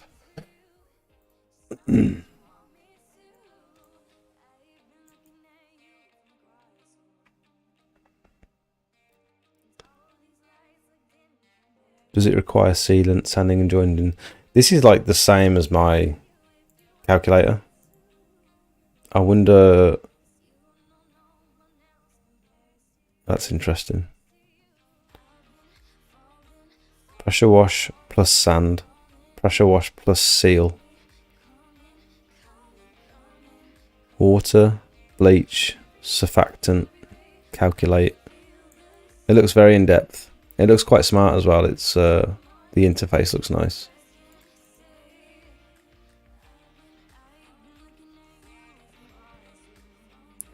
Sanding / jointing, volume of sealer required.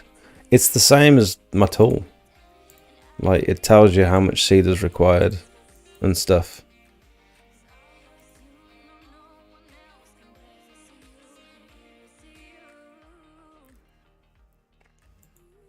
That's kind of disappointing that I've made something that's already out there. I don't know which one came first. I don't know how long this has been out, but I think this is only on iPhone, because I tried to find it the other day when I was doing some research for an app.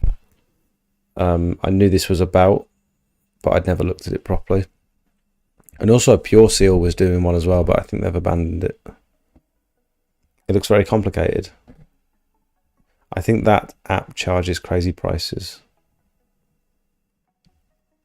I looked at the Hero calculator, but the monthly fee isn't worth it when I can do it on the phone's calculator anyway.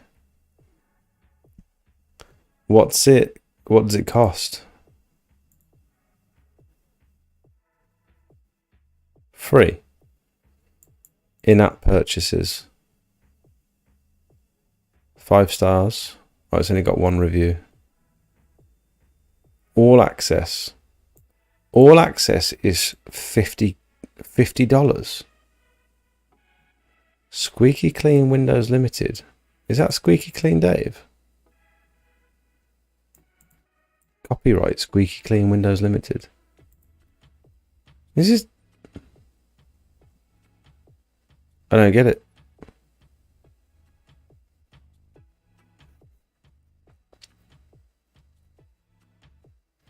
Yours is better. Oh, thanks, monkey.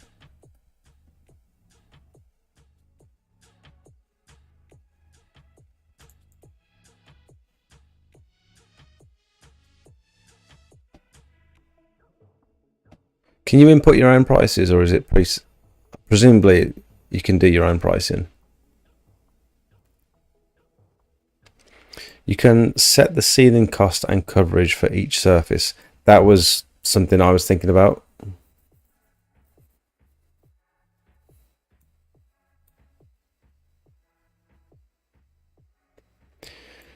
Yeah, I mean, this is the same, exactly the same as what I've been designing.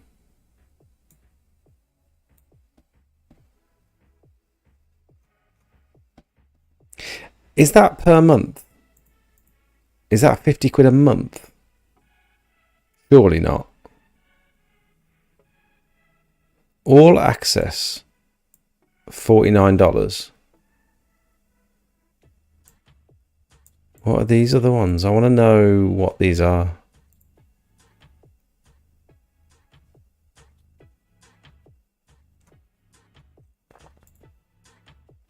Okay, it's gone now anyway. Any comments? Why are you not on Android? Will be soon. Just adding a few more. Just adding a few more features to the Apple version. That was 6 months ago. Big market, the Android marketplace. Yeah, I mean, maybe this guy's just going to do it, and it'll be great.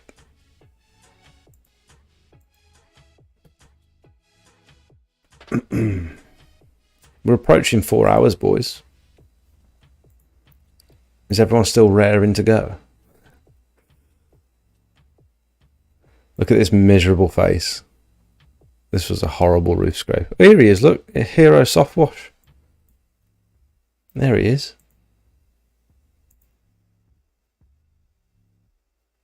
He did a good video on tarmac sealing the other day, although he only did one coat, which I wouldn't recommend. No. No music. No. Not that one. This one. No. I can't watch videos with music on.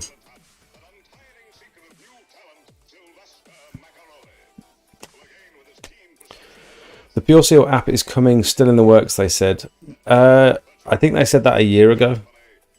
I tested out their...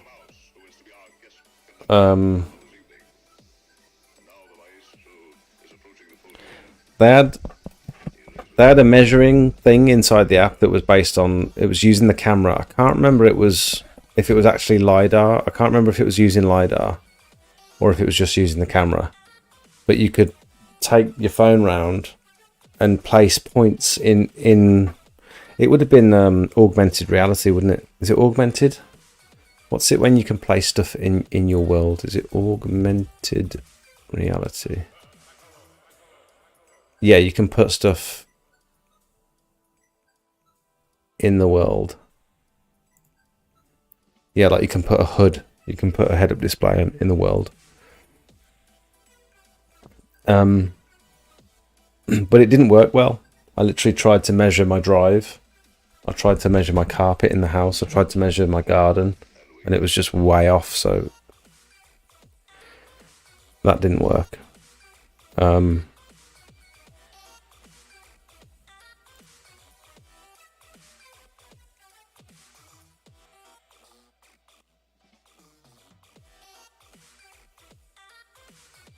He's reposted Chris's video and just said rate his results out of 5. That's a weird thing to do, don't you think?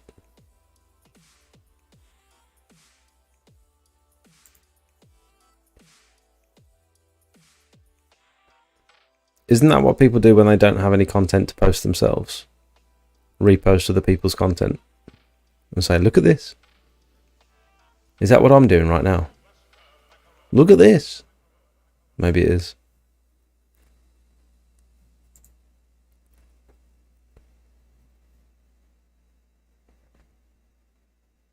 It's exactly what I'm doing right now. Stop it.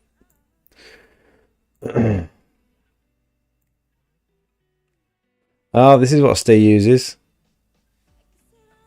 Is that a hypo stain there? What is that? Steve?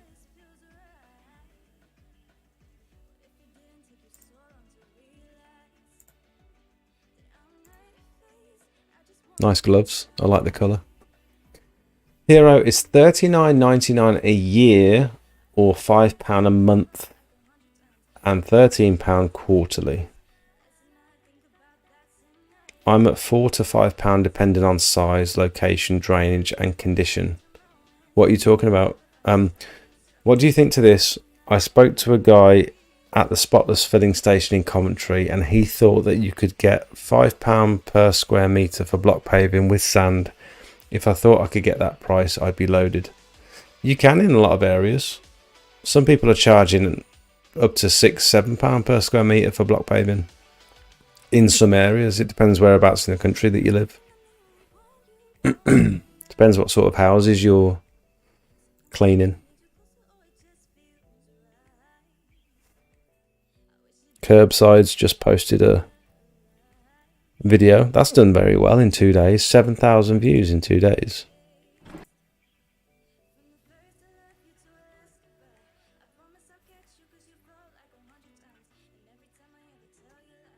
Go and have a little look at that one. Why don't you? We've done it, boys. 4 hours. That's that coffee, that is. Having a coffee at the start of the stream before the beer. It's an absolute game changer. And on that note, I'm going to leave you to it. Thank you so much for watching. I'm going to play a little advert. Thank you everyone for tuning in. I'm going to go. See you in a bit. See you at the expo. Hopefully I can get a video out on Monday. We'll see. Who knows. See you in a bit.